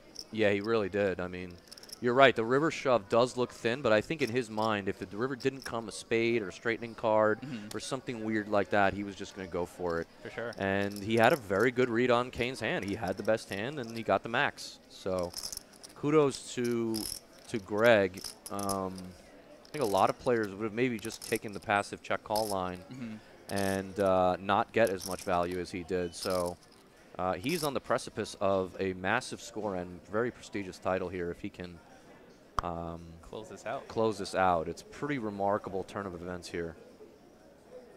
And Kane with a pretty standard shove with the suited connector. And for less than 10 big blinds, any king, especially one, you know, like king 6, could be a call for Greg here. Yeah, Greg does make the call. Greg knows that he's ahead of his range, and he is. And and now just has to hold. And you can see from the math there, it's a virtual coin flip. And Greg just needs to hold here for the title. What? Kane does flop a gutter here. wow. So we do have an action flop, and Queen on this the turn could is be no it, help. gentlemen, and that's it. Okay, man. Greg Nerenberg is your 2018 Never winning a tournament Summer again. Poker Open champion. Love you. Congrats. 365,000. His previous, he more than doubled his previous career total earnings. Carlos left? Previous earnings were 178,000. More than doubled that today. And hats off, kudos to Kane Callis, a remarkable tournament. Great performance again from a local legend. Second place, nothing to sneeze at. 205,000 to add to his bankroll. Thank you very much. And there's the beautiful steel and glass. Oh my God! Borgata trophy. Eagle's gonna get so much bigger. No. And we're gonna have That's a sick fade. we're gonna speak to the champion in a short while. So just hang out just 1 second. Yeah, so thank you so much, Vinny. It was awesome Thank you to very have much. you here in the booth. Yeah, pretty we really, good, man. really appreciate all you guys following at home. It's been an incredible week here at the Borgata, few weeks actually. And thanks to everyone at Twitch, thanks to everyone in the production crew and Borgata very Live much. team. And we're gonna be chatting with the champion shortly. Yeah, and I'll head down there for a winner's interview with Greg Nerenberg, our We're definitely getting 2018 dinner. Summer Poker Open champion. Thanks everybody. Have a good night.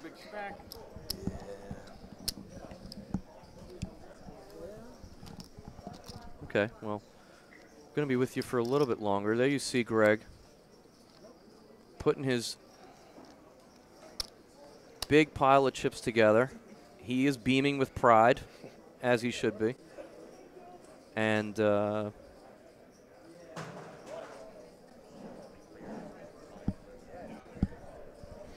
so again, just to recap, guys, 626 entries started on Sunday and Monday for $2,700 a piece. And we started today our final live stream with 6 players. And there's your champion, Greg Nerenberg, Great Neck, New York. This is his biggest score by a lot, 365,000, and the beautiful, prestigious Borgata Poker Open trophy. So, go along. Do me a favor, grab the cards first and hold them up. Hold them right out in front of you.